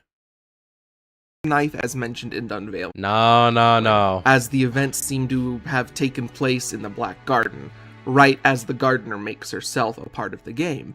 And as we know from the T=0 entry of Unveiling, the winnower responds to this notion by immediately lashing out and attacking her. And we know this attack was literal as opposed to metaphorical, because we can see the aftermath of their fight within the Black Garden. The dead stump. I think the witness is the literal first knife, by the way. I think it is. I disagree with you, Altruism. From the Tree of Silver Wings. This series of events is proof. I think that just as the other patterns, just as everything else in the garden. Okay, I'm getting to this debate again. Just as everything else in the garden was created cooperatively between both the winnower and the gardener, so too, as we read in the Winnowing Lore tab from Inspiral, that the knife was created in cooperation. Just even though it was used to strike against the gardener, that creative event was still cooperative. And what happened to everything that was created? Got pushed into the universe and became structures, life. AKA the precursors, the witness. IMO. Us through could be wrong. Personal That's what I think. Messages from the winnower himself that he can and will lash out when things don't go his way. Furthermore, really think about the winnower's philosophy, the sword logic. First and foremost, the sword logic is a philosophy that thrives on conflict. You must prove that you have the right to exist by snuffing out the existence of others. In the Books of Sorrow, the winnower himself, when speaking to Oryx, acknowledges that we view this as evil. Listen for yourself. Verse 4-2. Majestic, majestic. Oryx, my king, my friend, kick back, relax, shrug off that armor, set down that blade. Roll your burdened shoulders and let down your guard. This is a place of life, a place of peace. Out in the world, we ask a simple, true question. The outer 9 each represent a different rule. We don't know. We don't know for sure which rules they are, other than 6, which is material transmutation. Hence the alchemist. They have the ability to alone mess with their individual role. The gardener's rule is life, when it went to the other way, or is death. That's. I mean, I don't know if I mean, the problem with that is like the reason why 6 is the alchemist is not because I don't think that's necessarily because that's what his rule is. It's because it seeks to transform itself and escape its orbit, right? That's why it's the alchemist. In terms of maybe I'm wrong though, I don't know. But in terms of which rules do we know they represent? I mean, 3 in its death, Earth was transmutating regardless of 6's influence. And second, 3's body gave off eclipse energy. Like if you not only do you see this in the final cutscene, where Drifter goes and he goes up to the body of 3, and this red energy washes over him, causing him to age, which is eclipse energy pausing his paracausality, which is why he's allowed to age in that moment. But you also see that there are containers all over Kepler full of eclipse energy. Like there's a couple of missions you do in the campaign that talk about, eclipse harvesters and eclipse energy storage tanks and shit. So eclipse energy is present on Kepler. So yeah, the other 9 are able to use, eclipse energy for sure. In terms of what was happening now in the story, I mean, we had the distortions.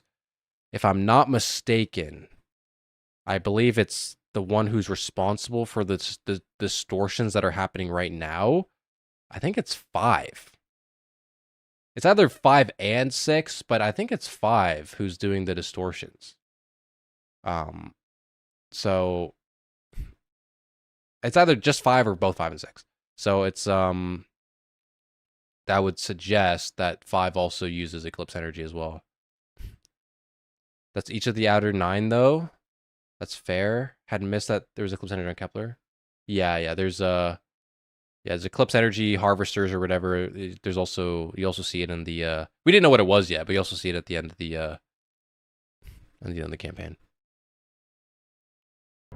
A question like, can I kill you? In terms of like, is the 6 represent the rule of transmutation? I mean, maybe. I don't know. I don't know if we know that. Maybe it's like a theory, but I don't know if I missed a lore book or something. I think distortions are caused by 6. It's 5 is involved. So I remember the 5 is 100% involved. It might be 5 and 6. It might not just be 6. But definitely 5 is involved. I remember explicitly seeing that. That 5 and that at least 5 and 6. Das, thank you for the becoming a member. Appreciate you, brother. Appreciate you. But definitely, if it's not just 5, it's 5 and 6 that are doing distortions. But definitely, all of the outer 9 can use Eclipse 100%. I'm 1,000,000% confident that it's not just 6.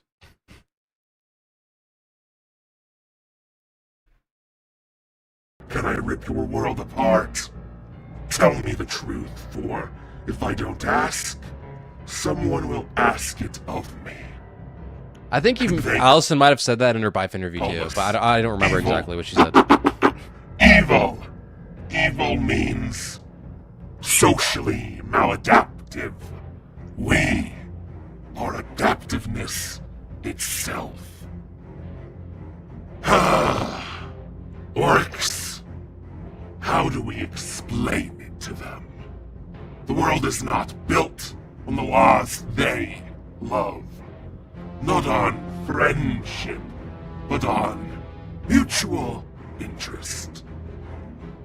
Not on peace, but on victory by any means. True. The universe is run by extinction, by extermination, by gamma ray bursts burning up 1,000 garden worlds, by howling singularities eating up infant suns. And if life is to live, if anything is to survive through the end of all things, it will not live by the smile, but by the sword. Not in a soft place, but in a hard hell. Not in the rotting bog of artificial paradise, but in the cold, hard, self-verifying truth of that one ultimate arbiter. The only judge, the power that is its own metric and its own source. Existence. At any cost. Strip away the lies and the truces and the delaying tactics they call civilization, and this is what remains. This beautiful ship. Which is interesting, because in this language of like, oh, the delaying tactics of the struggle for existence, it links back to the Cambrian explosion, Lord Tapperman unveiling, which talks about like those who consider no thought, and the second point it says those who seek to delay the challenge of existence, right? So it's like, it's kind of one of those things where like, oh, a civilization is delaying the tactics of the struggle to exist for to be the final existence or whatever. Everything is made like and it's also a call to, you know, the gardener's goal of being like, you know, a peaceful kingdom ringed in spears, right? A diverse civilization, a diverse and complex universe full of life and whatnot. And this is basically the universe or the Winnower expressly targeting that belief right now. The collision, the test of one praxis against yeah, that's a good another. one, Real Javens. This is how the world changes. One way meets a second way, and they discharge their weapons. They exchange their words and markets. They contest, and in doing so, they petition each other for the right to go on being something instead of nothing. This is the universe figuring out what it should be in the end. And it is majestic. Majestic!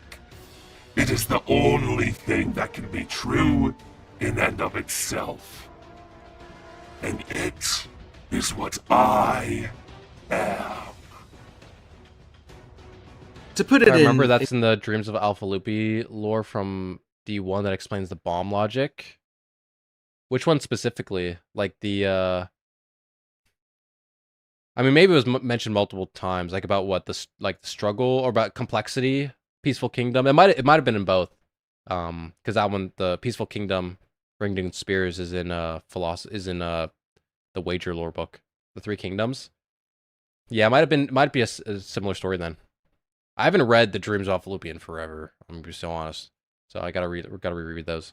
Incredibly simple words. The Winnower is telling Oryx that in order to truly follow the sword logic, one must throw away all empathy. That from his point of view, by not culling the weak, you enable suffering. Darwinism in its most radical and destructive state. And it goes against what all Guardians fight for. Well, what most Guardians fight for. Case in point, Dredgen Yor. Once a famed titan known as Razel Azir, corrupted by the weapon of sorrow known as Thorn. One half of a very well-known legend among my fellow hunters. But I bring up Dredgen Yor not to talk about his legendary showdown with Renegade Hunter Shinmalfer atop Dwindler's Ridge. I instead would like to talk about the words uttered by the man-turned-monster himself. While I could just read through the relevant grimoire, I'll instead point you to My Name is Bife's video on the tale of the two hand cannons and their respective owners. The video includes superbly voice-acted narrations of the lore, far better than anything I could do. I'll give you a moment to go do that real quick. Imamusume.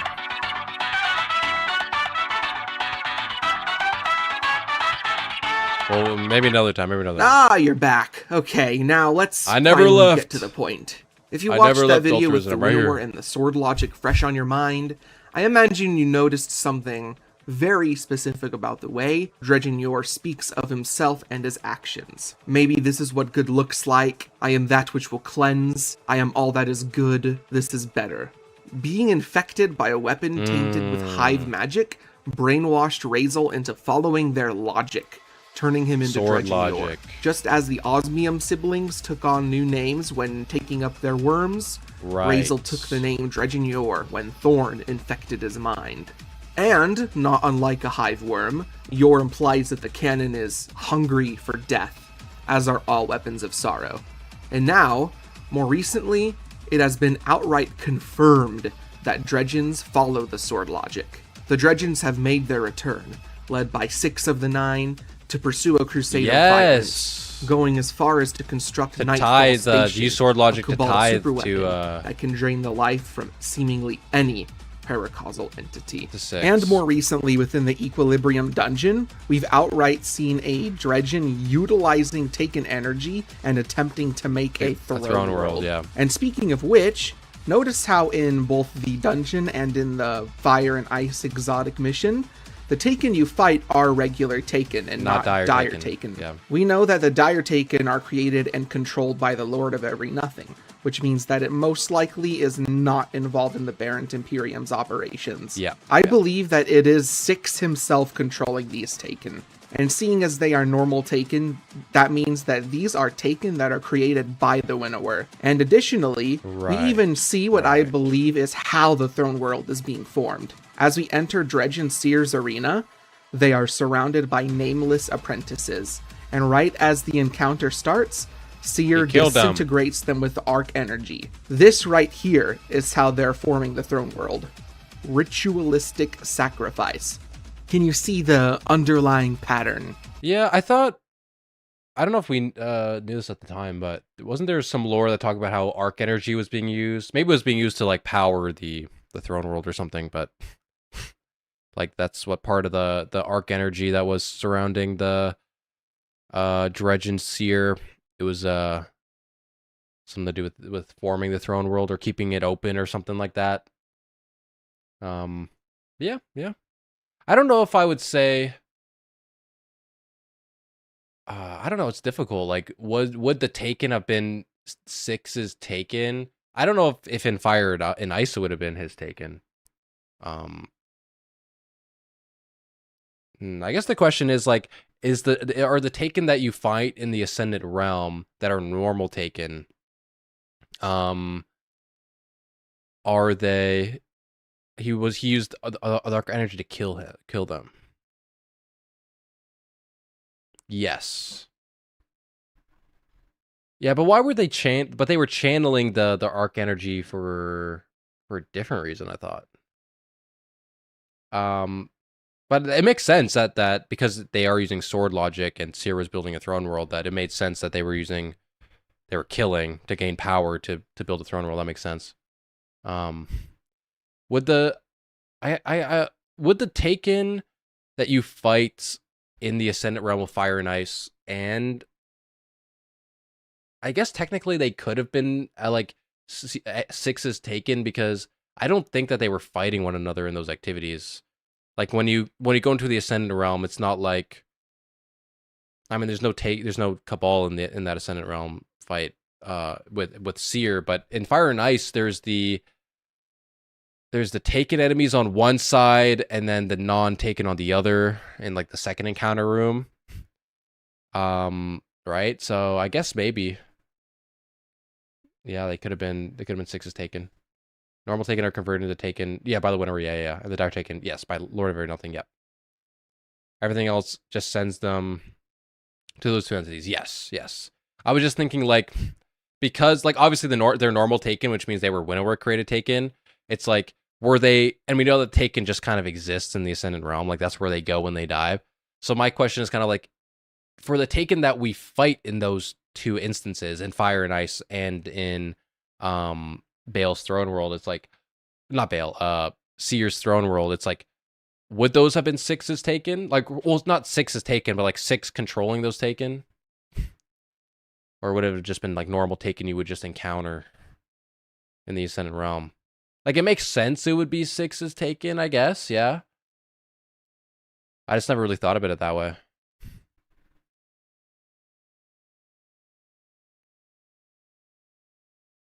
Here, the Winnower's sword logic turns people into monsters. The Hive, the Dredgens, the Taken, the Dread, and now the Barrent Imperium. But, of course, most dangerous of all was one who didn't even follow the sword logic, yet whose existence was still influenced by the Winnower. The Witness. But how the Winnower is fundamentally intertwined with the Witness's story is a topic worthy of a video all on its own, so I'm gonna save that for another time. So what can we conclude from all of this? As long as the Winnower continues to preach its doctrine, and it will, the universe will never truly be at peace. Someone will always try to take up the sword, whether that be the Hive, and I wonder, I mean, like, obviously, because the Winnower isn't a truly reliable narrator, right? That's we're kind of putting out there that it is a force that is cynical, right? It's selfish. It has its goals, and it'll do anything to reach its goals, right? Even manipulate and lie to us, right? It doesn't care as long as it reaches its final shape. And so, you know, it says that it believes that regardless of what of what the Winnower does, that the final shape is inevitable. It will happen regardless. And I wonder if if the Winnower actually believes that. Like, do they actually truly believe that regardless of the actions of anyone in the universe, that the final shape is inevitable? Like, I feel like maybe deep down it thinks that way. But also it kind of does say, like, in the wager, it tells us how it ultimately doesn't know, right? Like how both him and the gardener don't know truly that they are ultimately universally correct. And that the only way to see if they are correct is to see what happens, see how the game continues, right? Does it end in the final shape, or is the final shape prevented? So I wish we kind of knew, like, could get an insight into the Winnower's confidence in a way, right? That it is truly right, that it believes that even if it stepped back, it would win, right? Because otherwise, maybe, you know, the Winnower isn't totally all powerful. Yes. I think the Winnower follows the new rules solely through malicious compliance. Yeah, like, because it's not the same as it was, right? Like, the flower game used to just be you put down the pattern, you set the initials board, and then you let it go. You observed. But now that they are rules in the game, and they manipulate the game by their will as paracausal forces, you can't just sit back anymore, right? Like it's like trying to fight against a cheater, right? Like the Winnower views the gardener as a cheater in the game for interfering and giving the flowers powers to overcome, you know, death and whatnot, right? It's ultimately, it views it as a cheater. So it's kind of like, how do you win against a cheater, right? Maybe you got to cheat, do a little cheating too. I think that's the whole point of the Make Your Own Fate tagline. We don't have to believe the Winnower's logic. Yes, exactly, right? Like, if supposedly it is inevitable, the final shape is inevitable, we as entities of paracausality have the power to manipulate our fate so that it doesn't happen. And that's why we are the chosen weapon of the Nine as well, for that same reason. Dredgens, Six, or the Lord of Every Nothing. If we, the Guardian, continue on this track, continue making our own fate, our gentle kingdom ringed in spears will prove to be too mighty. The sword logic will be proven wrong, and the Winnower will lose the wager. Yes. The reason the Winnower acts so full of himself. I love that you said that, altruism. Thank you. Dude, I always hate it, like, because people will be like, oh, if you fight against the Winnower, you're just proving it right. And it's like, no, no, that's not the point. The whole point of the Winnower's wager, of its logic, of its goal, is the final shape. So if it doesn't happen, it loses. That's the whole point. Thank you. Thank you. Is because he believes with full confidence that his logic is unstoppable, that he can just sit back and let things play out. But, judging by his track record, if his logic is ever proven flawed, he will, most certainly, take matters into his own hands. How do we know that he is even capable of this? Because the Gardener gets directly involved by using the Traveler as an external vessel. She claimed she would do so by making herself a rule in the game, and by the laws of symmetry, the Winnower followed suit. But, involved or not, the main takeaway is this. The Winnower's logic is destructive, and his followers will never stop rising up to challenge us unless something is done about it. Now, I don't think the Winnower will be involved too much, if at all, in the Fate saga, but... Oh, Ultra Risen, if only you knew. This is what, five months old? If only you knew, man. If only. Does he know? Too much, if at all, in the Fate saga, but who knows. If Six and the Lord of Every Nothing are defeated, that might just be the last straw. The Winnower might just finally lose his patience. Right. And we've seen what he does when he gets angry. But that raises another question. How can one wage war with war himself? That's a good question. That's the difficulty with dealing with the Winnower. When the Traveler resing Earth make the Winnower's final shape impossible now, like it makes Earth immortal, like Arisen. I don't know if I want to get into the nitty-gritty on this. I'm a bit too tired, but I don't know if I would say that 3 was rezzed in the same way like a Guardian was. It's hard to say. It honestly is hard to say. We only have like one lore tab about this from 3's perspective, talking to the Traveler. And there's one more thing in the video. Oh my god. Good one. That's a good one. Let's just chill here. Okay. The first knife. I just wanted a good backdrop. The thing about that lore tab that has 3's perspective is it makes it seem almost as though the 3 that now exists on Earth got like pulled. Oh, I said Earth, not 3. Yeah. So what happens is it's very cryptic. Like I need to do more analysis on it. I haven't given it enough time because I've been working on other videos, but I will eventually make a video about this. But from what I remember reading about it, or whatever, it's from 3's perspective, talking to the Traveler, now having been like saved by the Traveler, right?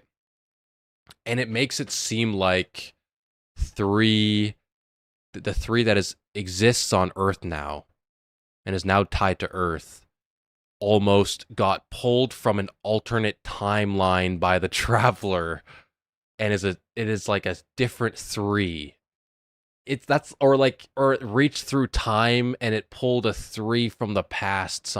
It talks about the Traveler reaching through time in order to bring 3 back. And so I don't really know what that means. It can mean a million things. It can mean different timeline. It can mean time travel. I don't really know what that means. And then, but then there's also, like, if you read the Assumptions lore book, the Assumptions lore book is so good, and it's multi-layered. It talks about doppelgangers a lot. Like, the doppelgangers are brought up a couple times in the Assumption lore book, and it talks about how there's how Lodi's brother, Ben is his name, and Lodi encounters a doppelganger of Ben in this lore tab. But then later, at the very end of the lore tab, at the very, very final chapter of the book, it talks about how it makes it so that Ben is a stand-in. It portrays Ben as a stand-in for 3, which makes you question the entire lore book of whether it's like a history, like the Lodi's history, or if it's like allegory or something. And it just talks about, you know, it makes me think that like maybe Ben was a stand-in for 3 the entire lore book. And when it talks about a doppelganger of Ben, is it implying that there's multiple 3s? And then when you put this, like maybe the 3 that died was a doppelganger, or maybe there's the one that is the 3 that's present now is a doppelganger. But then when you put that in conjunction with the lore tab talking about pulling 3 through time, it's like, I don't even know. I don't know. I don't even know. So I need to put way more time into that to even know what's happening there. So I kind of thought that's how we got rezzed anyways. I also assumed we just got pulled from a different timeline. So there is lore. I think it's from a perspective of a ghost. It might be in Ghost Stories. I don't remember, but there is a lore tab somewhere in the game that there's a theory that a ghost had that maybe when they revive their guardian, they are just pulling their guardian from a neighboring timeline into their timeline. That was a theory that one of the ghosts had. It was just a theory though, so it was never like confirmed to be that's what resurrecting is. You know. Do you think from a cosmic POV the witness was right in the end?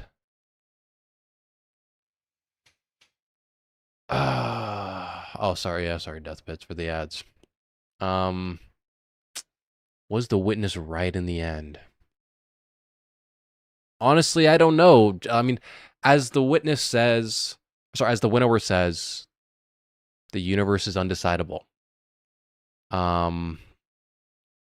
So if the final shape is inevitable, it's hard to confuse the different final shapes. I'll say final pattern from now on when I'm talking about the winnower's final shape. But if the final pattern is inevitable and the winnower is true and it's right, then and no matter what happens, it's gonna happen. Then I guess in a way maybe it was preventing. Didn't we pull Wolfbanes through time? We did, yeah, we did. Was that through a ghost? No, it was through just a portal. It was a lot, just through a time portal. It was not. It was pretty lame. But yeah, it's like you know, if it was ultimately right in the end, or if the winnower is right, then maybe the witness was right. The difference is like the witness's pursuit of preserving complexity and preserving creation was not just done out of like the goodness of its heart to try and save the universe. It was also malicious. It was out of hatred. It hated. It wanted to do it in a way that punished the traveler. You know, so it wasn't all good. But I think the general, if the winnower is true, the general thing is maybe it was right to have a flawed existence that is preserved and complex, rather than one that is winnowed into almost nothing. If the gardener is right, and the final shape doesn't occur, and instead we build a peaceful kingdom ringed in spears, then no, I don't think the winnower is correct. Or the witness is correct. I don't think the witness would be correct in that moment, because you're basically in that moment removing autonomy. You're removing the capacity for life to exist without supervision, you know? So I think depending, if the winnower is right, then sure, maybe the witness was right. But if the gardener was right, then the witness was wrong. Depends. Ultimately. Can never know. Oh, anyways, guys. I'm pretty tired. I got school in the morning. Then it's time for the weekend, baby. But yeah. Thank you all for watching. Ultra Risen. Let me like your video. Did I sub to you on YouTube? What? Okay, I just subbed to you. I didn't know I wasn't subbed. But yeah, thank you for the video, brother. It was a good video. I had fun. I enjoyed. What do you think would have happened? In Shadow Cycle? I think I made a video about it. I don't remember. I don't know though. I don't know. Honestly, I was expecting something different than what was kind of leaked about it. But maybe as the next stream because I'm gonna go to bed. But yeah, thank you guys for watching, and I'll see you guys soon. Okay, maybe tomorrow. Actually, no, not tomorrow. No stream tomorrow. When can I stream next? I can definitely stream on Sunday. I'll see if I can stream on Saturday for you guys. Maybe not. We'll see. I might be busy. I got stuff planned in the evening, so we'll see what happens in the morning. But I'll definitely be. I can be live on Sunday. Okay, guys. Thank you all so much for watching, and I'll see you guys soon. Okay.